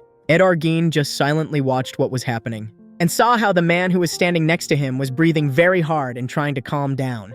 He turned to him and ordered not to look at him like that. Ed Arguin stepped back and ordered that he was a beginner so he could do whatever he wanted. And after that, smiling, he just decided to leave. Finally, Wang Lisheng looked at the side of his house. He saw his wife turn inside and close the door behind her. Ed Arguin was very pleased because now he had a lot of allies. Now he wanted to move on and soon prepared for war. Meanwhile, Seo Min's team was able to leave the bandit camp and break away from them. They moved forward and tried to find a way to Arthur Joe's house. All day they walked forward, overcoming the dense forest, reservoirs, and mountains that came across on their way. And at night they simply slept, finding a safe place for themselves. Also, they did not forget about the food that they tried to pick from the tree. Every night someone remained on duty and made sure that the enemies did not surround them and did not attack them by surprise. They had to overcome difficult obstacles on their way, but they did not stop and did it. Days and weeks passed like this, but they did not know whether they were moving in the right direction. Tired of eating only fruits and plants, they decided to hunt live prey. And thus, they were able to make a trap and watch the animals that began to approach. This was the first normal food that they would be able to hunt in their entire stay on the island. There was still a little left, and now they were ready. And suddenly everything worked out. Their prey was hunted. In the evening, they made a fire and cooked food. They were satisfied with their work. After all, the meat was very tasty and they were all delighted with it. Suddenly, they started talking about the main character and could not believe that being so weak, he still had time to be alive. Seo Min had heard about this island many times, but he could never have thought that he himself could end up here. It seemed that he would not be able to live here for a single day. But now, a lot of time had passed and he was still alive. Jacoba smiled because the boys were very funny. Seo-min was initially afraid of them and thought they were a threat to him. But now he had a different opinion and no longer thought so. He thanked them for helping him and taking him with them. But Jae-koba had a different opinion, and it seemed that the main character misunderstood everything. Seo-min understood that they were going to use him. After all, for them, he was just a gift that they were going to give to the main character in order to save themselves. But Freddie Adu said that now they changed their attitude towards him. So from the very beginning, they could have just cut off his arm with the tattoo and taken it with them. But they didn't do it. Looking at the main character, the men began to smile. In fact, Seo-min thought they were not as rude and mean as they seemed at first glance. He thought they were all much kinder and more cheerful. He started talking about the emotions they had experienced while on the island. But Freddie Adu stopped him because he didn't want to talk about it anymore. But the guy didn't stop and talked about how he had found his real friends. And in this difficult and hopeless situation, for the first time, he was able to feel relief and strength. And most importantly, he had a new hope for survival. In fact, it was difficult for the bandits to listen to his words because it seemed as if they were real friends and had known each other for a long time. For the guy, it didn't matter at all. Seo-min smiled as he said this, and he promised to treat them like his own brothers. Hearing this, they got so angry that they wanted to kill him with yoga, but he apologized and started laughing. If you think about it, even this island could be lived on. A lot had happened in the last few days, and he changed his mind. And now, this island didn't seem as scary to him as it had been from the beginning. Jae-koba stopped him because he thought the guy was too optimistic and didn't agree with his words. He understood that the guy was wrong, because in reality they had completely different motives and thought primarily only of themselves. He watched Liang Chao-chen all the time, who did not say a word. He knew that she was the daughter of one of the most powerful rulers of the island, and they did not understand why she gave up such power and was now with them. They wanted to know more about her father, and so she started talking. They knew that her father was trying to regain power, because in the past, he was the king of the entire island. Freddie Adu is her father again, because in the past, he was very famous. The girl was happy and tried to convince them to go to her father. But the men did not want to listen to her because they had other plans. Suddenly, the people started fighting with each other. The guy immediately intervened and tried to calm them down. He didn't want them to shout at each other. However, Liang Chao-chen started to get offended because they didn't want to listen to her. The guy tried to explain that they originally wanted to get to Arthur Joe because they had business. At this very time, or to try them on, he ordered Freddie Adu to simply agree with him. But the man didn't listen to him. He thought about it and remembered the events that had happened to them in the past. Once upon a time, he had been beaten very badly. He knew Arthur Joe because he had been his enemy for a long time. And it was he who had beaten him so badly, and now he was going to let him go. Together with him, they served in the army and held very high positions. But they wanted to escape because they were used and very cruelly deceived. Freddie Adu was tired and did not want to talk anymore. He ordered them to stop talking because he wanted to rest to gain strength for tomorrow. Freddie Adu seemed to them that they were just wasting time and wandering in circles in vain. And the girl decided that if they did not believe her, then she threatened to take the guy with her and go away with him. Freddie Adu could not allow this and was ready to attack her if she dared to take this step. An argument broke out between them, so the guy tried to calm her down again. He intervened because he understood that they could kill each other. Meanwhile, Moy visited the man he had dreamed of meeting for a very long time. He tried to find him for a long time, and finally, he managed to find him. In front of him was Gon Ponya himself, who had been a sergeant in the past. The fact is that the man urgently wanted to find Arthur Joe and was trying to meet him. He was convinced that the man must have known him and about the place where he was now. Gon Ponya did not immediately confess. For a few minutes, he was silent because he did not understand why he needed a powerful leader. The other men who worked at the factory stopped. They looked at the man who had come to them. They were all building a huge wall. Moy looked at her with delight and at the same time, with fear. Arthur Joe, who also worked in the factory with other people, was at the top, so he was asked to come down. And he was informed that Moy had come to him. He had heard that people were building a tower in order to try to escape from the island. It was simply huge, of incredible size. But he could not understand why the place was chosen here. Having come down, the leader greeted him. Moy, seeing him, bowed to him and greeted him. Arthur Joe saw how much he was afraid of him and wanted to know what he had really come for. It seemed to him that Moy wanted to declare war on him, and from these words, the man almost lost consciousness. Meanwhile, the girl began to lead them, but the men were not sure that she really knew the right way. Suddenly, Jae-koba noticed a strange detail. He saw the same tree that they had passed a few days ago, because it meant that they had gotten lost. The girl tried to deny it because she believed that all trees were the same. However, that was not all, because the man drew his attention to a stone that he had also seen a few days ago. In addition, he had seen it several times. Jacoba asked to admit that she really did not know the way and did not know where they were going. He also thought that she was deliberately trying to confuse them and try to lead them astray. The main character saw how the girl who was being pressured began to doubt, and suddenly, she admitted that she really didn't know anything and didn't know in which direction they were moving. Now, Jacoba could be satisfied that he was able to expose her. But after these words, he simply couldn't believe what he had heard. She really didn't know where to look for him and in which part of the island his house was. In addition, she admitted that it was her first time here and had never been to this part of the island before. The men were very angry with her because of what she had done. After all, she could have said everything at once instead of wasting their time and leading them in circles. In fact, she believed that otherwise they would not have been able to take her with them and left her alone. The men did not understand why she wanted to go with him so much and why she needed it. They began to pressure her and noticed how she began to tremble with fear. The girl looked at the main character. After all, it was the leader who was to blame for everything. In her eyes, he was a real hero. The girl did not even notice how she looked away. She blushed very much and the men noticed it immediately. Jacoba was angry. Now he admitted that they were completely lost and did not know in which direction they should move. However, they did not even suspect that they were being watched all the time. It was the king of the horde, who had been following them all the time, and they noticed his presence. Suddenly, the girl heard someone approaching them. She turned to see who it really was, and she saw the king of the horde, who was her grandfather, and came out to the people, leaving his shelter. She ran to him, and for a while, the old man could not believe that it was his granddaughter in front of him. He could not understand and tried to find out what she was doing in the forest, surrounded by bandits. The man thought that she had run away, but the girl denied it and began to scream that it was not so. The king did not believe a single word she said because he knew her well and what she really was. He asked who her new friends were then, and she replied that they were traveling together and these men simply joined her during the journey. Liang Chao Chen confessed that they wanted to get to Arthur Zhou himself. But when the king heard this, he could not believe that they were really trying to find Arthur Zhou himself. Suddenly, the men began to understand who was really in front of them and who the old man was. Freddy Adu called his name and turned to him. After all, for him, it was an honor to meet him. But the king considered himself an ordinary criminal who was simply trying to raise a rebellion. However, Freddy Adu had heard about this version many times, but he could never believe it. But in fact, it was true, and the king himself confirmed it. Freddy Adu confirmed that they were indeed going to the island leader himself and wanted the old man to show them the right way. Luckily, the king was also going to visit him. And if the men didn't mind, he was ready to take them with him and allowed them to go with him. However, they were in no hurry to go with him.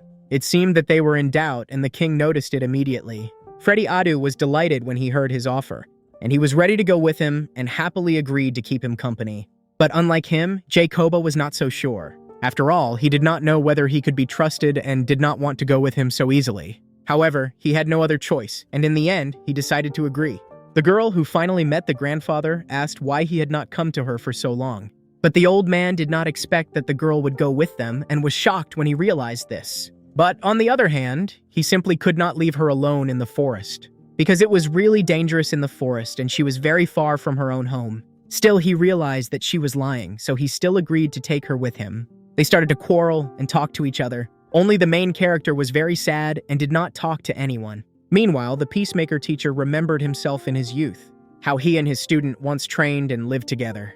He constantly treated him to cupcakes, which he made so much, and the old man was happy to treat him and see how happy he was then. The boy constantly asked him to buy him some chocolates, which he loved so much. The teacher constantly warned him that he could not eat too much sweet. In addition, an adult mercenary was constantly watching him. He saw how the boy was offended when the teacher did not listen to him and did not do what he asked. He even took offense at him and allowed himself to leave the training, which caused the man anger and a sense of injustice. The teacher understood that his behavior was unacceptable. However, he could not change anything and left everything as it was. Meanwhile, other bandits had already come to his house. Now the teacher stood in front of them because he knew that they would soon come to him and was ready to meet. Edar Gain greeted him because he was glad to meet him. However, the man did not understand who he was and what he really wanted from him. The bandit said his own name and began to smile at him in return. After that, the man understood who was really in front of him because he constantly heard about his terrible crimes. For Edar Gain, it was a great honor that the teacher himself heard about him and his crimes. Furthermore, he knew how terrible and dangerous Edar Gain was. However, he did not even deny his guilt. Moreover, he did not regret what he had done at all, and he felt proud that she called him a real monster who was capable of killing a person. Personally, the man considered himself a real monster. He was convinced that he was the most terrible criminal on the entire island. For him, there was no such thing as good or bad. After all, he simply followed his instincts and did not obey the rules and laws. In addition, he did not even consider himself a person. After all, only people cared about the laws of morality and wore a good mask. He considered all people hypocrites who were ready to do anything for their own benefit and reward. And he could not stand any of the people and considered them all vile. Compared to people, animals seemed to him angels, so he chose to be them. He was a monster without masks who followed his instincts. He did not know if it was right, but he hoped that the old man would be able to understand him. And in the end, he offered him to join him and stand on his side.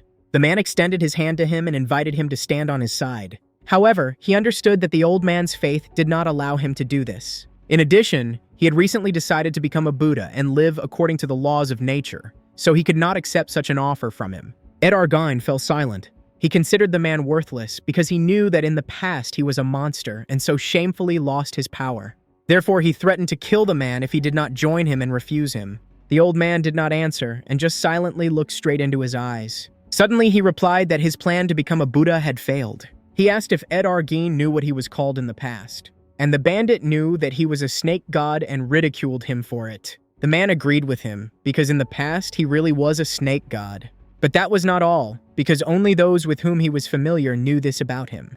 And strangers called him simply the swordsman of death. Suddenly, Ed Argyne felt an incredible power and a terrible feeling that filled him. And he felt something begin to strangle him. Everyone saw the horror that was happening and could not believe their own eyes. Ed Argyne understood that the man was right behind him. And at that moment, he realized that he had become completely defenseless. He began to tremble and felt that he wanted to kill. With this feeling, he understood that he wanted to live in order to kill. The rumors were not true because the teacher was still alive. Therefore, the bandit took out a weapon in order to kill him and feel relief that he had not killed for a long time. Suddenly, he struck a strong blow and cut the man in half, from head to toe. But Ed Argyne quickly realized that in fact, he was very wrong. After all, in fact, it was not him at all, but the real teacher was just behind him. At that moment, he was going to strike a strong and powerful blow. And Ed Argyne was completely unprepared for this. The man wounded him painfully and blood appeared on his body. He smiled because he thought that he was a much better soldier and warrior than he actually was. A very deep wound appeared on his body. Ed Argyne understood that he had underestimated the man and was mistaken, because in fact, he was not as easy to defeat as he had thought at first glance. However, this angered him even more, and he was not going to give up and only wanted revenge. At this moment, he tried to deliver a strong and powerful blow. He simply could not allow the man to at least try to defeat him, to injure him, and leave it unanswered. He tried to deliver a strong and powerful blow in return, but missed. At the last moment, the old man managed to dodge his attack. He jumped back, but that wasn't the end, because he was preparing to strike back. The bandit realized that he was a strong enough and worthy opponent, even despite his age. He got angry because he understood that it would be easy to defeat him. In addition, he understood that his life was on the line, and at that moment, he did not even try to calm down and retreat. The old man's words made him even more angry, and he tried to attack him again. Forgetting about his own safety, he rushed at him and started fighting. He wanted to do everything possible to kill him. But the old man did not even try, but simply dodged all his blows. He was so fast that all the attacks passed him by. Suddenly, the man used his snake technique to catch him by surprise. But he was in no hurry and did not want to kill him. At first, he wanted the enemy to calm down and come to his senses. When some time had passed, he decided to let him go. Ed Argyne again did not understand anything and did not know how the old man managed to stay so alive. Suddenly, he managed to catch him and strike back. He cut off his hand and blood appeared on his body. Now, the bandit was enjoying himself because he finally managed to achieve his goal and injure the enemy. In order not to expose himself to even greater danger, the man tried to run away and move away from him. The teacher jumped back and constantly held on to his wounded hand. He understood that he would not last long because he had started bleeding early. At that time, Ed Argyne laughed at him and felt like the strongest man in the world. He dared to mock him, despite the fact that a few minutes ago he himself was on the verge of death.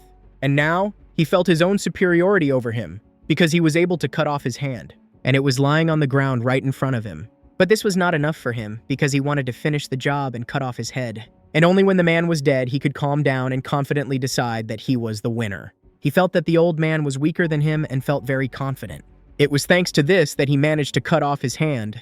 He was shocked that the man who had once been the strongest warrior had now become so weak and had lost to him. He had never believed that a self-taught man could be so weak and unable to defend himself. The others simply watched what was happening. Wang Li-sin was not satisfied and sincerely wanted the old man to gather his strength and be able to defeat him. Ed Argain admitted that he had managed to surprise him. But suddenly, he fell silent because he saw that something very strange was happening to the old man. After that, he could not believe his own eyes. He had never seen this before. Because right in front of his eyes, the old man grabbed his own hand. After that, he realized that it was the end and threw it back to the ground. He calmly bandaged his wound to stop the bleeding, and agreed that he had really underestimated him, and over time, he became much weaker. But it was not the end, because he was not going to retreat either. Suddenly, strange changes began to occur in his body. Everyone looked at it with fear and could not understand what was really happening. But very quickly, they realized that they were in a huge mess, because in front of him was a real monster. Ed Argain ordered everyone to run. After all, now only he and all the people from his team were in mortal danger. None of them could have foreseen this. But now it was too late. All of them were mortally wounded, because their faces had fatal cuts and deep wounds. The men began to scream in pain. They could not understand how this had happened, because none of them were prepared for such a turn of events. Wang Li-sin remained unharmed because the old man did not have time to attack him. Only those closest to the man were injured. He was so fast that they did not even see him. He tried to surround them and was about to attack the group of people who had separated from them again. Everyone heard the terrible screams of the people who were dying. The old man killed them one by one, sparing no one. He did it quickly and confidently, just cutting off their heads. It was so sudden and unpredictable that no one had time to escape or defend themselves. And those who were lucky enough to stay alive just watched what was happening. Ed Argain could not utter a single word. He could not believe that his best warriors could not evade him and were dying so miserably. Meanwhile, the old man killed everyone in his path and gradually tried to get to Ed Argain himself. When there were enough deaths, he stopped and stood silently right in front of his enemy and looked him straight in the eyes. The bandits who managed to stay alive had to stop him, but they were afraid and did not dare to do it. Wang Li-sin did not want to fight him, but understood that he simply had no other choice. They were ready to meet him, but did not dare to attack first, because they understood that they would not be able to win even with joint efforts. Meanwhile, the old man began to slowly and confidently approach his enemy. He walked straight through the crowd, bypassing the bodies of people who were now dead. There were very few opponents left on his path who were afraid of him, and Ed Argain said to kill him at any cost, and to do everything possible to try to stop him. No one dared not listen to him, and therefore the men simply had no other choice. Suddenly, they all screamed and rushed to attack. They all tried to attack him together. They even managed to get closer to the old man. And it seemed that this was the end, and finally, they would be able to kill him. Meanwhile, Arthur Joe asked the man to relax because he saw how nervous he was. In fact, he wanted to ask for help to find the girl who had disappeared in the forest.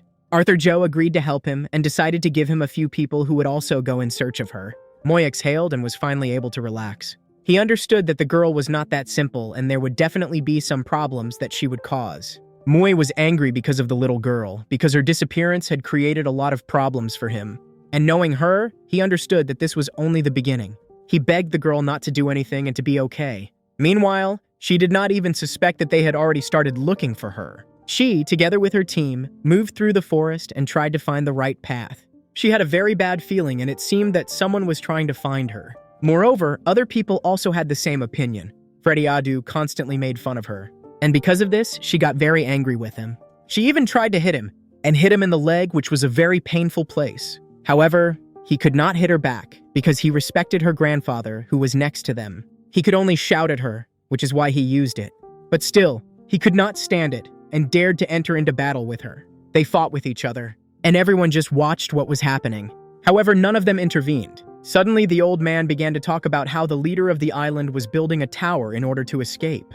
The construction was progressing very successfully, and in a short time, he managed to build a lot. Now, they witnessed its construction, and they could not believe their own eyes, because it was truly something unique. They reached the tower, so soon they were to meet Arthur Joe himself, who was definitely at the construction site. It was impossible to delay. Therefore, they were in a hurry to be sure to find him. Before meeting him, the main character began to get nervous. After all, he knew about the true intentions of the men who were next to him. At one point, a group of bandits tried to kill the teacher. Altogether, they were going to attack him. It seemed that they were close to finally killing him. But at the last moment, he simply disappeared and everyone was shocked by this. Every time, he managed to dodge everyone like that. But the bandits did not stop and continued to try to hit him. He could only constantly run away and therefore decided to strike back. he managed to injure the men who rushed at him and tried to catch up. They could not let him get another chance to escape, and were amazed by his speed. So even despite his age, he remained very fast and strong. Every time he managed to get behind someone, and they only watched in amazement at everything he managed to do. None of them dared to get closer to him. Therefore, they attacked him only in a group. After all, they understood that alone they had no chance. And even the strongest warriors of Ed Argain had never seen this, because the old man was the strongest enemy any of them had ever faced in their lives. It was clear that their attacks were not yielding any results. Suddenly, he dared to strike back and managed to injure the bandit, cutting off his arm. Another, also seriously injured. Many people saw blood on their faces, and it was clear that this was the end of it. He quickly killed each of them, and the blood stains only dripped onto the ground from their wounded bodies. After everything was over, he moved towards his main enemy. Ed Argain saw how confidently and quickly he dealt with his enemies. They still remained alive. Each of them had a serious wound, and they could not understand how it happened, because everything happened too quickly. They only had time to see new wounds on their bodies, and some of them did not have arms or other parts of their bodies at all. The old man believed that they had made a huge mistake when they decided to attack him, because they could all have remained alive. But now, they themselves had accustomed themselves to suffering and would die in agony. Then, one of the bandits dared to attack him from behind. However, he managed to predict this, and the man managed to dodge. Ed Argain, who tried to get closer to him, could not do anything again. Because of this, he became even more angry. Another blow, much stronger than the previous ones. But even this time, he could not do anything. Why was Ed Argain angry? Because he understood that he had no chance. Suddenly, he saw the enemy trying to attack him. The old man managed to dodge the attack, but he was not going to run away, so he wanted to kill him and tried to do everything possible for this. In order to stay alive, he had to retreat back. But this did not bring any results, and the man was seriously injured. This time, he was not going to spare him. However, he quickly realized that this was not enough, because such an evil enemy as Ed Argain would definitely not stop. He almost managed to reach the teacher's body. However, the attack came from the side again, and he remained alive. Taking advantage of this, the teacher again tried to get closer to him. A strong blow forced him to retreat. But not for long, because Ed Argain went into battle again.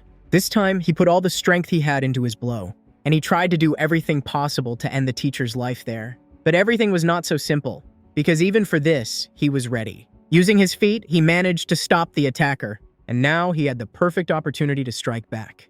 He only hoped that his enemy would be at least a little like a human in his next life. And now, on this terrible note, he was going to kill him. Suddenly, other bandits appeared who were very timely. After all, at the last moment, they struck a powerful blow, saving the life of their leader. The old man could not foresee this, so he found himself in danger.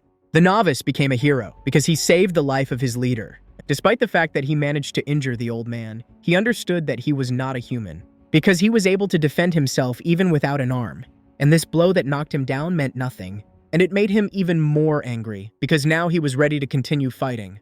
The old man got to his feet, and it seemed that he did not even feel this blow. He stood calmly and confidently in front of his enemies. The old man did not want to kill them and decided to give them one last chance. They had a chance to survive, which they could take advantage of. But suddenly, he noticed a lot of wounds on his body. His clothes were covered in blood. Ed Argain saw this and could not understand his eyes.